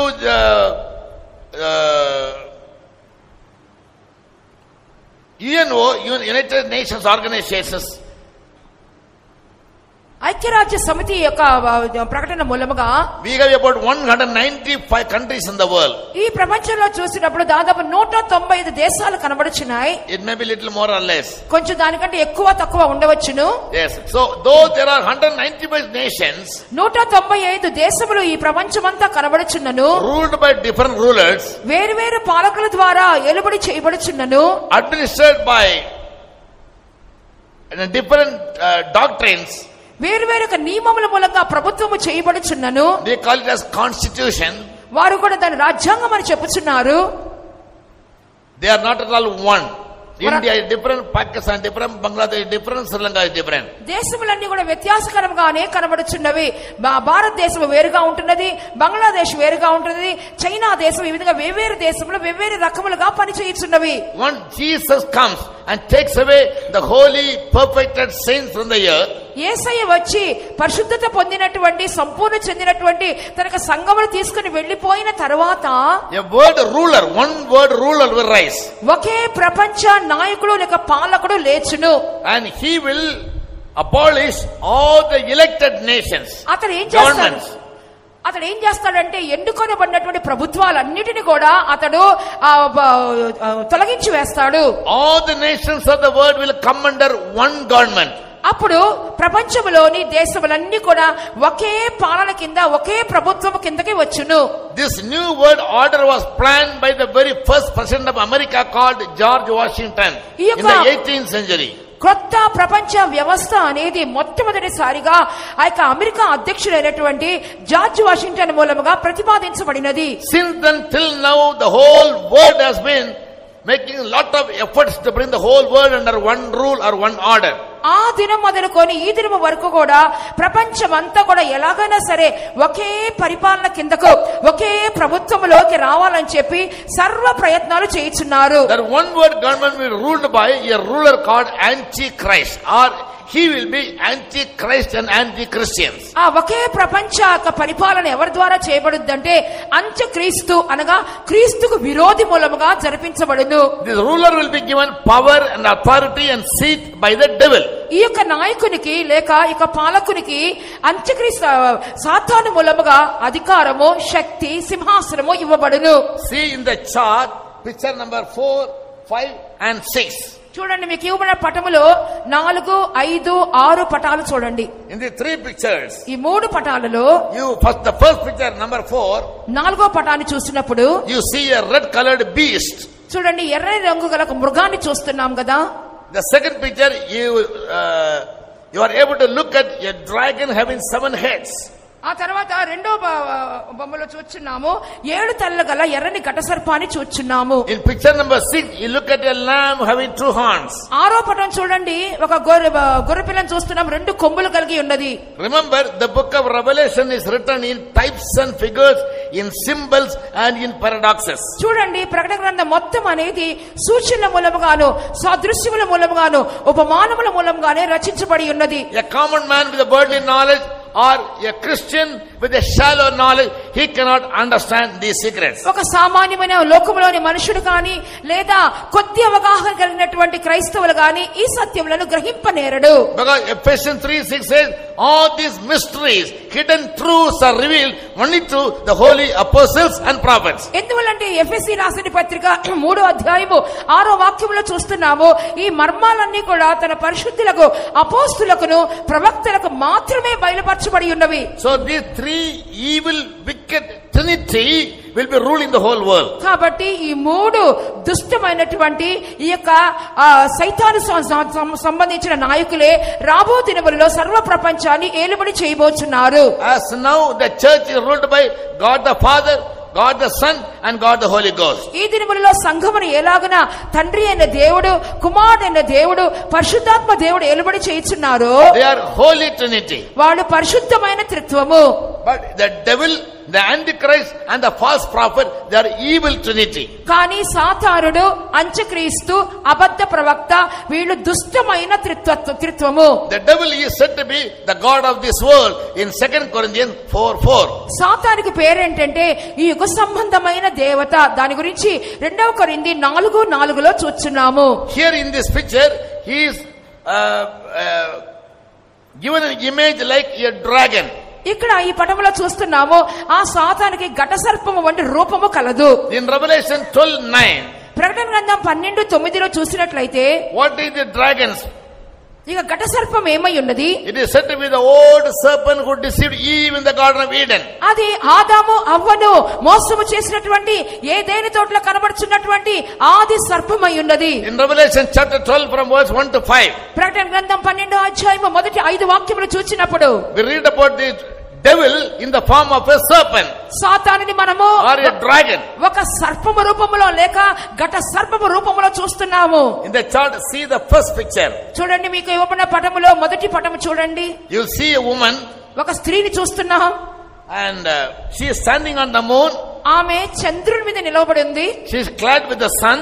ఆమె సూర్యుని ధరించుకుంది. She has a crown of 12 stars. ఆమెకి తల మీద 12 నక్షత్రాల కిరీటం కూడా ఉంది. She was about to give birth to a child. ఆమె ఒక శిశువును కననై ఉన్నది. And another wonder that was seen by John in Revelation 12 chapter is, మరియు ప్రకటన 12వ అధ్యాయంలో యోహాను ద్వారా చూడబడినటువంటి మరొక అద్భుతం ఏమనగా a red dragon ఒక ఎర్రని మహాఘట సర్పము having a long tail and 7 heads. ఒక పొడవైన తోక 7 తలలు కలిగి ఉన్నది. The dragon was waiting for the woman to deliver a child to swallow up that child. ఇప్పుడు ఈ ఘట సర్పం ఏం చేస్తుందంటే ఆ స్త్రీ ఎప్పుడు కనుద్దా అని చెప్పి ఆ కననై ఉన్న బిడ్డను మృంగివేయవలని కనిపెట్టుకొని ఉన్నది. Go home and read Revelation chapter 12 verse 1 to 5. ఇంటికెళ్ళి చదువుకోండి. ప్రకటన గ్రంథము 12వ అధ్యాయము మొదటి 5 వాక్యములు. It is symbolically written so that common man with worldly knowledge cannot understand. అది సాదృశ్య రూపకములోనే వ్రాయబడి ఉన్నది. ఎందువల్లంటే సామాన్యమైన మనుషుడు అర్థం చేసుకోకూడదని. But when the woman delivered a man child, అయితే ఆ స్త్రీ ఎప్పుడైతే ఒక మగ శిశువును కనినదో, according to God's plan, దేవుని యొక్క ఉద్దేశ ప్రకారముగా the child must be taken to the throne of God. ఆ శిశువు దేవుని యొక్క సింహాసనమునకు కొనిపోబడవలెను. She is that woman. ఆమె ఆ యొక్క స్త్రీ. The woman represents the New Testament church. ఆ స్త్రీ ఎవరంటే నూతన నిబంధన సంఘము. When we gave the chart to some people, they said, is it Mary the mother of Jesus?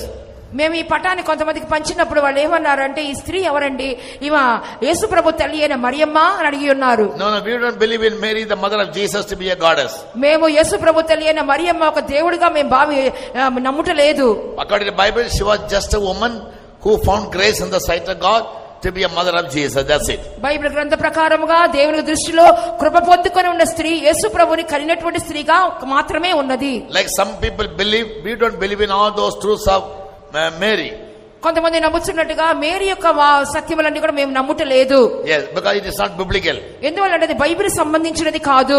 This woman represents the New Testament church. ఇక్కడ మీకు ఉన్నటువంటి ఒక పటములో ఉన్న స్త్రీ నూతన నిబంధన సంఘము. In Ephesians 5:30-32. ఎఫెసీ రాసిన పత్రిక 5వ అధ్యాయము 30 నుండి 32 వాక్యాలు చూసినప్పుడు, Husbands, love your wives as Christ loved the church. క్రీస్తు సంఘమును ప్రేమించిన విధంగా భర్తలు తమ భార్యలను ప్రేమించవలెను. What does that show? అది అర్థమేమై ఉన్నది? The relationship of the husband and the wife is compared to the relationship between Christ and the church. భర్తకు భార్యకు మధ్యన సంబంధము క్రీస్తునకును సంఘమునకు మధ్యన సంబంధముతో పోల్చబడి ఉన్నది. The church is compared to a woman. సంఘం అనేది ఒక స్త్రీతో పోల్చబడి ఉన్నది. The woman stands on the moon. ఇప్పుడు ఆ స్త్రీ చంద్రుని మీద నిలబడింది. Romans 5:2 says, రోమా 5:2లో చూస్తున్నాం, moon stands for the grace, or the church is standing on the grace of God. చంద్రుడు అనగా కృప అని అర్థము. ఆ కృప యందు నిలిచి ఉండును అని చెప్పి వ్రాయబడి ఉన్నది. I'll explain this tomorrow. ఇవన్నీ కూడా నేను రేపటి దినమందు విశదంగా చెప్పేదను.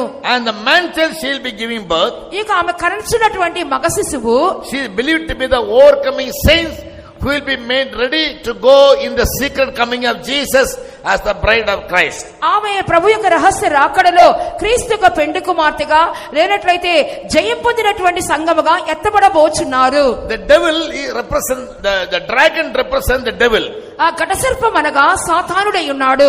He is working in the high place, the wicked spirit that work in the high places. అవన్నీ కూడా ఆకాశ మండలమందున దురాత్మల సమూహమై ఉన్నది. In the spirit we are living in the high places. మనం ఆత్మ యందు ఉన్నతమైన స్థలములో జీవించే వారముగా కనబడుచున్నాము. In Ephesians 2nd chapter Paul says, ఎఫెసీ రాసిన పత్రిక 2వ అధ్యాయములో పౌలు చెప్పుచున్నారు, we who were dead in sins and trespasses, పాపముల చేతను అతిక్రమముల చేతను చచ్చిన వారమై ఉంటున్న మనము, we were quickened back to life. మనము దేవుని యొక్క జీవం ద్వారా జీవింపచేయబడి ఉన్నాం. And we are made to sit in heavenly places. మరియు పరలోక స్థలములలో కూర్చుండబెట్టబడి ఉన్నాము. As the New Testament church in the spirit is in heavenly places. అవును, నూతన నిబంధన సంఘము వారి ఆత్మ రూపకములో వారు పరలోకపు స్థలములో కూర్చున్నారు. The devil also is in the heavenly places. మరి సాతాను కూడా ఆ యొక్క పరలోక స్థలములలోనే కనబడుచున్నది. Ephesians chapter 6 verse 14 says, ఎఫెసీ 6:14లో చదువుచున్నాము, there are many wicked spirits working against the church in the heavenly places. సంఘమునకు విరోధంగా అనేకమైనటువంటి దురాత్మలు ఆకాశ మండలంలో సంచరించుచున్నవి. And what is the purpose of the devil? మరి సాతాను యొక్క ఉద్దేశం ఏంటి? He is not going to attack all the Christians. క్రైస్తవులందరి మీద దాడి చేయడు. Who is going to attack and target only those Christians who are preparing their life in all righteousness and holiness to be made ready to meet Jesus when he comes. ఏ క్రైస్తవులైతే నీతిగాను పరిశుద్ధముగాను జీవించి యేసు ప్రభు వచ్చినప్పుడు ఆయన రాకడలో ఆయన ఎదుర్కోవాలని ప్రయత్నిస్తూ ఉంటారో అటువంటి క్రైస్తవుల మీదనే సాతానుడు దాడి చేయును.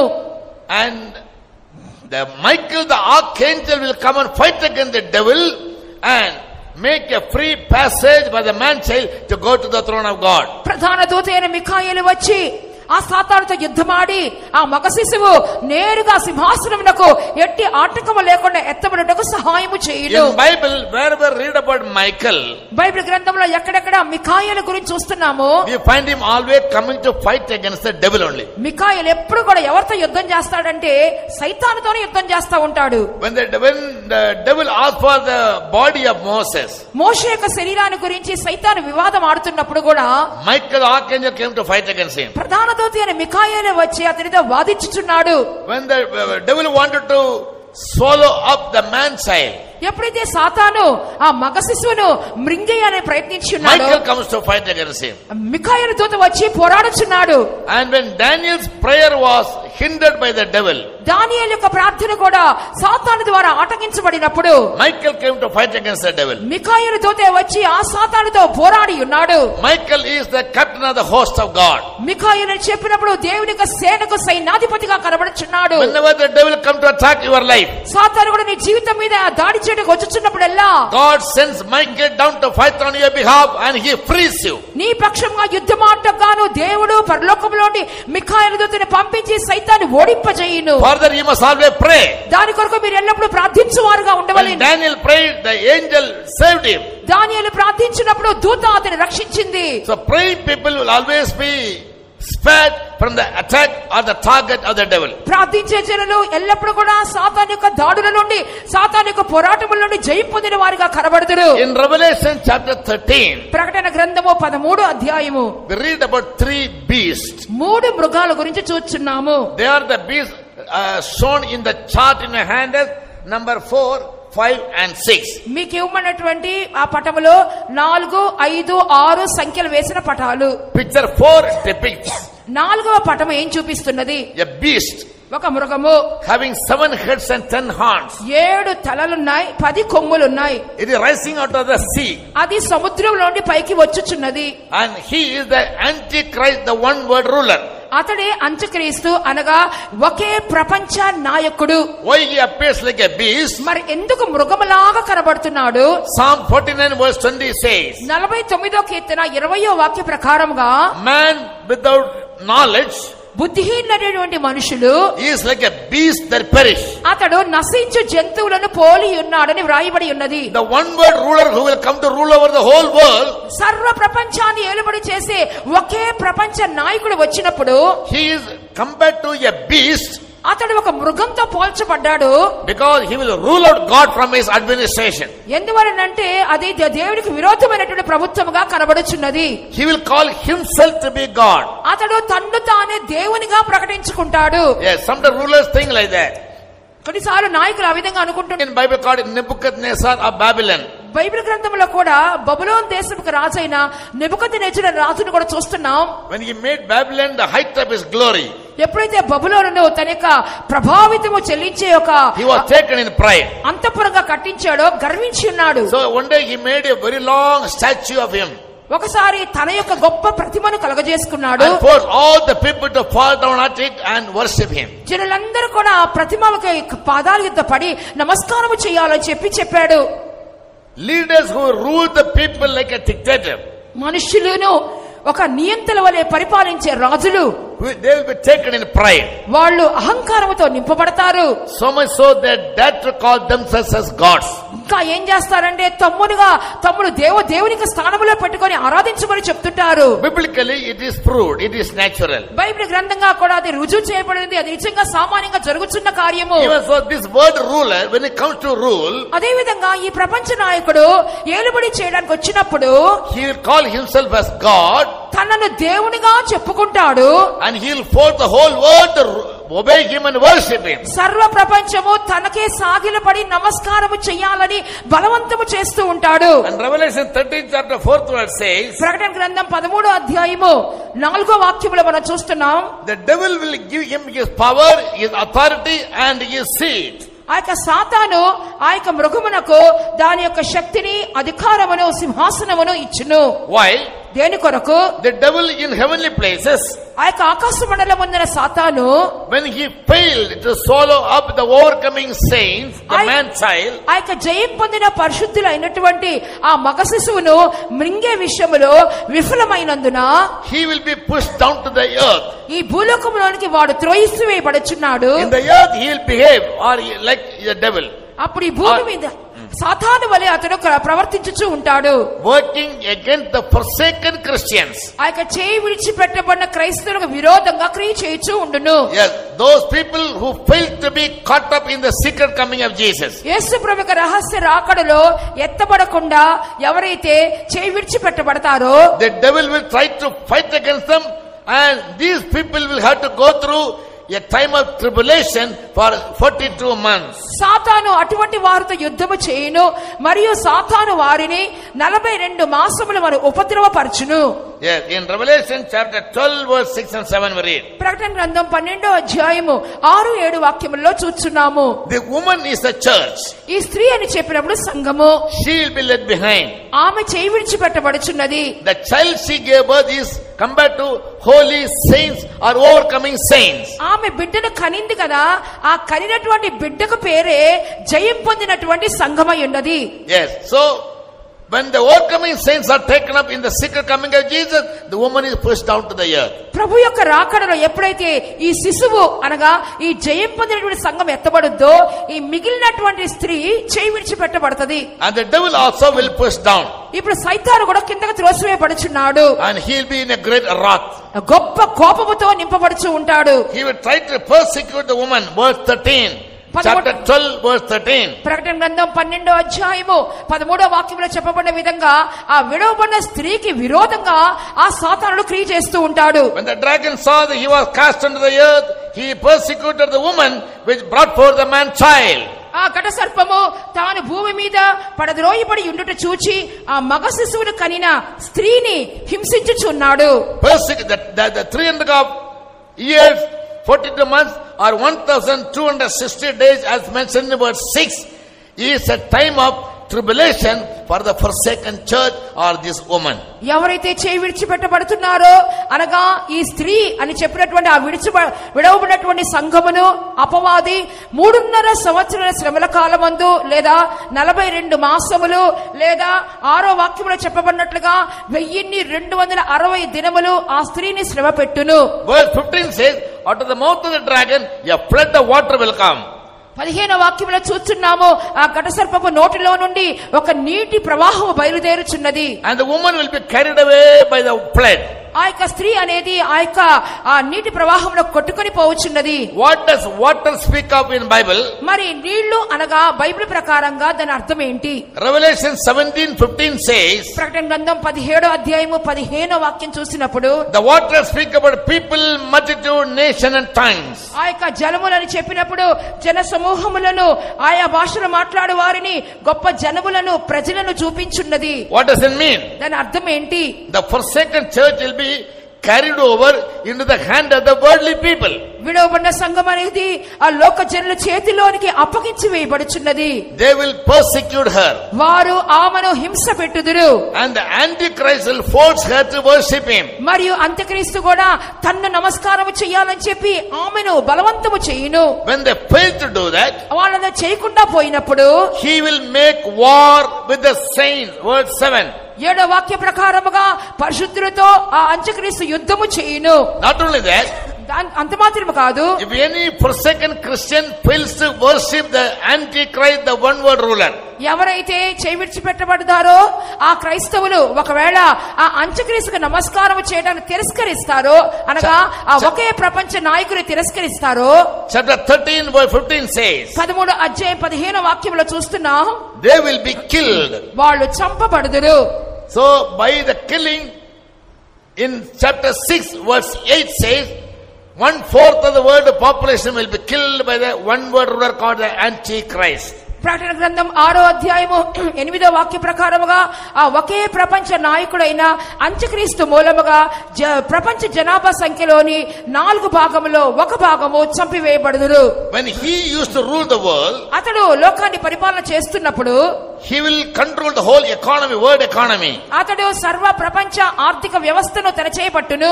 Therefore in 13th chapter verse 16 down to 18, అందువల్ల 13వ అధ్యాయం యొక్క 16వ వాక్యం నుండి కిందకు చూసినప్పుడు Bible says, బైబిల్ చెప్పుచున్నది, he will force every citizen of the world to accept his mark or his number 666 or his name or image. ఈ లోకములోని ప్రతి పౌరుడు కూడా దాని యొక్క పేరును, దాని యొక్క సంఖ్యను అనగా 666ను, ఆ ప్రతిమ యొక్క ముద్రను వేయించుకోవాలి అని బలవంతము చేయును.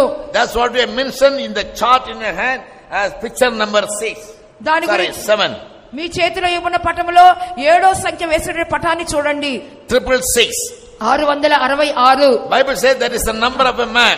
అది మనుషుని సంఖ్య అని బైబిల్ చెప్పుచున్నది. That itself is a very vast subject. ఆ యొక్క ఒక్క మాట గురించి చెప్పాలంటే కూడా అధికమైన అంశం అది. So to put it very simple, నేను చాలా సులభమైన మాటల్లో చెప్పాలంటే, the one word ruler will make a chip, microchip. ఒకే ప్రపంచ నాయకుడు ఏం చేస్తాడంటే ఒక మైక్రో చిప్ ను తయారు చేస్తాడు. It will be to the size of a grain. ఒక చిన్న ధాన్యపు గింజ అంత కొలతలో కనబడుతుంది. It will be operated by a battery called lithium battery. అది లిథియం బ్యాటరీ మూలముగా అది పని చేయించు ఉండును. All your personal data will be implanted in it. మీకు వ్యక్తిగత వివరాలన్నీ కూడా ఆ చిప్ లో అమర్చబడును. And the chip will be implanted on your forehead or on your right hand. ఆ యొక్క చిన్న చిప్ అనేది మీ నొసటి యందు గాని మీ కుడి చేతి మీద గాని అది లోపల అమర్చబడును. Revelation 13:15-18. ప్రకటన గ్రంథం 13వ అధ్యాయము 15 నుండి 18 వాక్యాల వరకు చూస్తున్నాం. And he that is wise, let him count the number of the beast. ఆ యొక్క మృగము యొక్క సంఖ్యను బుద్ధిగలవాడు లెక్కింప నిమ్ము. That only those who have the knowledge of the Bible can understand what does the 666 number speak of. ఈ Bible గ్రంథం యొక్క జ్ఞానము బుద్ధి ఎంతమందికి అయితే ఉంటదో అంత్యక్రీస్తు యొక్క 666 సంఖ్య ఏంటో వాళ్ళు గ్రహించుకోగలుగుతారు. Now Indian government has given all the citizens an Aadhaar card. మరి భారతీయ ప్రభుత్వం వారు భారతీయ పౌరులందరికీ కూడా ఆధార్ కార్డు అని దాని నంబర్ అని ఇచ్చి ఉన్నారు. Without Aadhaar card we can neither buy nor sell our properties, whether movable or immovable. Aadhaar card లేకుండా మన స్థిర చరస్థిర ఆస్తులను మనం అమ్మాలేము కొనాలేము. Even so, అదే విధముగా when the Antichrist will be ruling the whole world as one word ruler, అంత్యక్రీస్తు ఎప్పుడైతే ఈ సర్వ భూమిని ఈ ప్రపంచాన్ని ఒకే నాయకుడిగా ఏలుబడి చేయబోతున్నాడో, he will force everybody to worship him. అతడు ఏం చేస్తాడంటే ప్రతి వ్యక్తి తననే ఆరాధించి నమస్కరించాలని బలవంతము చేయును. If anybody refuses to worship him, ఎవరైతే నమస్కరించకుండా తిరస్కరిస్తారో, he will not give him the number 666. 666 సంఖ్య ఆ వ్యక్తికి ఇవ్వడు. Without the 666 number, మరి ఆ సంఖ్య లేకుండా nobody can buy or sell. ఎవ్వరు ఏ వస్తువుని కొనలేరు, ఏ వస్తువుని అమ్మలేరు. In those days, ఆ దినములలో your own products will be abolished. మీకు స్వంత వస్తువులు అనేవి తొలగించబడతాయి. Now itself it is started in India. ఇప్పుడు అదే కార్యము భారతదేశంలో ప్రారంభించబడింది. However, the farmers strike periodically. ఎంతగా రైతులైన వారు వ్యవసాయకులు కష్టపడుతున్నారో, government never encourages them to do agriculture. ప్రభుత్వం వారిని ఎంత మాత్రం వ్యవసాయం చేయడానికి ప్రోత్సాహపరచట్లేదు. For 1.5 years in Punjab the farmers were on strike. గత 1.5 సంవత్సరములుగా పంజాబ్ దేశంలోని రైతులందరూ కూడా సమ్మెలు చేయిస్తున్నారు. Why? The big corporates, they wanted to take hold of the entire field for them. ఎందువల్లంటే పెద్ద కార్పొరేట్ వారి భూములన్నీ కూడా స్వాధీనపరచుకోవడానికి ప్రయత్నిస్తూ ఉన్నారు. So when the Antichrist rules over the world, ఎప్పుడైతే అంత్యక్రీస్తు పరిపాలన వస్తదో, you cannot raise up any crop. ఏ యొక్క పంట you cannot do agriculture. నువ్వు సొంతగా పంట పండించుకోలేవు, సొంతగా వ్యవసాయం చేసుకోలేవు. You have to only buy whatever the government gives you. ప్రభుత్వం వారు ఏం అమ్ముతారో అదే నువ్వు కొనుక్కోవాలి. For which you need this number. మరి దానికోసం నీకేం కావాలి?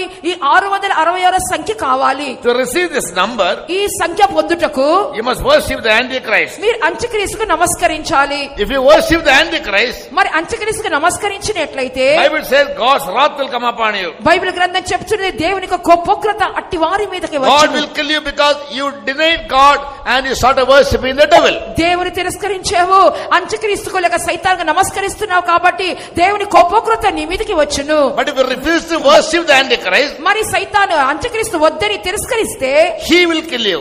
అతడు నిన్ను చంపును. In either way or both the ways you are going to be killed. ఏదో ఒక రీతిలో రెండు రీతిలో నువ్వు ఎలాగైనా చంపబడతావు. But if confess the name of Jesus for the word of Christ, if you die for Christ, అయితే నీవు క్రీస్తు కొరకు జీవించి క్రీస్తు కొరకు నువ్వు మరణించినట్లయితే you'll be declared a martyr. నువ్వు ఒక హతసాక్షిగా నువ్వు ఆ విధంగా నువ్వు ప్రకటించబడతావు. At the end of the 42 months or 3.5 years, ఈ 42 మాసముల శ్రమల కాలం అయిపోయిన తర్వాత, to take away the martyrs, Jesus will once again appear in the sky. That is the second aspect or second phase of the second coming of Jesus. ఈ యొక్క 3.5 సంవత్సరాల శ్రమల కాలం అయిపోయిన తర్వాత ఇటువంటి హతసాక్షులను చేర్చుకున్నట్టుకు గాను యేసు ప్రభు మరలా వచ్చేదరు. అదే ప్రభు యొక్క రెండవ రాకడ యొక్క రెండవ విభాగం అయి ఉన్నది. That is what we have given in the number 9, picture number 9. నేను దాని గురించే 9వ సంఖ్య వేసిన పటం గురించి చెప్తున్నాను. Picture number 8 Jesus comes secretly to take away the church. 8వ సంఖ్య చూడండి, యేసు ప్రభు రహస్యంగా రావటము, ఆయన సంఘాన్ని తీసుకొని పోవటము చిత్రీకరించబడింది. Picture number 9. మరి 9వ పటములో Jesus once again appear in the sky యేసు ప్రభు మరలా మధ్యాకాశములో ప్రత్యక్షమగుదురు to take away the souls which died as martyred for the name of Jesus. ఎవరైతే యేసు ప్రభు నామం నిమిత్తం హతసాక్షిగా మరణిస్తారో అట్టి వారిని కొనిపోవుటకు ఆయన వచ్చెదరు. And after the 3.5 years are over, మరి ఇక 3.5 సంవత్సరాలు అయిపోయిన తర్వాత there will be another 3.5 years of the rule of this Antichrist. మరి ఒక 3.5 సంవత్సర కాలములకు జరుగును ఈ అంత్యక్రీస్తు పరిపాలనలో. In those days you turn and get the Jews, the generation of Abraham. మరి రెండవ 3.5 సంవత్సర కాలములో అబ్రహాము సంతానమైన యూదులకు శ్రమ కలుగును. They will go through a time of tribulation for 3.5 years. వారు ఆ రెండవ 3.5 సంవత్సర కాలములో ఒక శ్రమల గుండా వెళ్ళుదురు. At the end of the 3.5 years, after 7 years, అనగా 7 సంవత్సరాల ముగింపులో, అనగా రెండవ 3.5 ముగింపులో, yes, the whole world will come to fight against Israel or the children of Abraham. సర్వలోకము కూడా ఇశ్రాయేలుకు విరోధంగా, అనగా అబ్రహాము యొక్క సంతానకు విరోధంగా యుద్ధమాడుటకు వచ్చెదరు. In those days they will cry to God. ఆ దినముల్లో దేవుని చూచి వారు మొర్ర పెట్టెదరు. And Jesus will come down to the earth. అప్పుడు యేసు ప్రభు ఈ భూలోకమునకు తిరిగి వచ్చెదరు. About which in the book of Jude verse 14 we read. దాని గురించి యూదా రాసిన పత్రిక 14వ వాక్యంలో చదువుచున్నాము. Jesus will come with 10,000 of his saints యేసు ప్రభు తన యొక్క 10,000 మంది పరివారముతో కూడా వచ్చును to fight against the Antichrist and all the nations. అంత్యక్రీస్తులకు విరుద్ధముగాను సర్వ దేశములకు విరుద్ధముగాను ఆయన యుద్ధమాడుటకు వచ్చును. In Revelation 1:7 we read that on that day all the eyes will see Jesus. ప్రకటన గ్రంథం 1వ అధ్యాయం 7వ వాక్యంలో చూస్తున్నాము, ఆ సమయమందు ప్రతి నేత్రము ఆయనను చూచును. Revelation 19 chapter from verse 11 down we read, he will come in a white horse having worn a scarlet colored dress.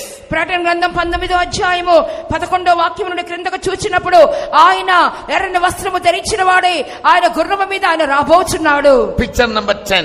10వ పటము, Jesus comes riding on a white horse. యేసు ప్రభు తెల్లని గుర్రం మీద ఆయన వచ్చెదరు. And there are many saints coming with him in white horses. ఆయనతో పాటు అనేక మంది పరిశుద్ధులు తెల్లని వస్త్రములు ధరించి గుర్రముల మీద వచ్చెదరు. He'll come openly. ఆయన బహాటముగా వచ్చెదరు. Every eye will see him. ప్రతి నేత్రము ఆయనను చూచును. Even though Jews pierce him, they also will see him. ఆ యొక్క యూదులు ఆయన పొడిచినప్పటికీ ఆ పొడిచినటువంటి వారు కూడా ఆయనను చూచెదరు. When they look at him, they'll wail. ఆయన చూచినప్పుడు They will lament. వారు ప్రలాపించెదరు, అంగలార్చెదరు. They will repent. వారు మారు మనసు పొందెదరు. So Jesus will come and fight on their behalf. ఆయన పశ్చాత్తాపడుదురు. యేసు ప్రభు వారి పక్షంగా యుద్ధము చేసి against the Antichrist and the world ruler.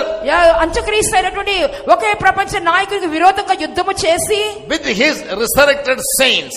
ఆయనతో పాటు ఆ యొక్క పునరుద్ధానము చెందిన పరిశుద్ధులను. Revelation 20 verse 4 says. ప్రకటన గ్రంథం 20వ అధ్యాయం 4వ వాక్య ప్రకారముగా that place, the war will be held in a place called Armageddon. ఆ యొక్క యుద్ధం అనేది హార్మెగిద్దోన్ అనే స్థలములో జరుగును. Revelation 16:16. ప్రకటన గ్రంథం 16:16లో చూస్తున్నాము. And after the war, ఆ యుద్ధమైన తర్వాత he will take away the Antichrist, one world ruler, ఆయన ఒకే ప్రపంచ నాయకుడైన అంత్యక్రీస్తును పట్టుకొని and he'll cast him into the lake of fire. అతన్ని అగ్నిగుండములో నా పడివేయును. And Jesus and his saints will rule over this earth for 1000 years. దాని తదుపరి యేసు ప్రభు ఆయన పరిశుద్ధులు 1000 సంవత్సరములు పరిపాలన చేయుదురు. That is what picture number 13 says. మీకు 13వ పటములో మీరు దాన్ని చూస్తున్నారు. When we are revealed all these truths, ఈ సత్యములన్నీ మీకు మేము బయలుపరచుచున్నప్పుడు we must be very, very careful మనం చాలా జాగ్రత్తగా ఉండవలెను. to prepare ourselves for the rapture. రాకడకు మన జీవితములను సిద్ధపరచుకొనవలెను. Otherwise we may have to go through all these tragedies. లేనట్లయితే ఈ భయంకరమైనటువంటి భయోత్పాతముల గుండా వెళ్ళవలెను. Now time is almost 9:30, may conclude it. ఇప్పుడు సమయం బాగా 9:30 అయిపోయింది కాబట్టి నేను ముగించబోచున్నాను. The rest of the truths, God willing, tomorrow and the day after we will study. మిగిలిన సత్యములన్నీ కూడా రేపు ఎల్లుండి మనం నేర్చుకుందాం. You come yourself, bring your friends and relatives. మీరు కూడా రండి, మీతో పాటు మీ బంధువులను మీ మిత్రులను మీ తోడుకొని రండి. Yes, we want all the Christians to be aware of this truth and live a life very carefully and prepare their lives to meet Christ when he comes.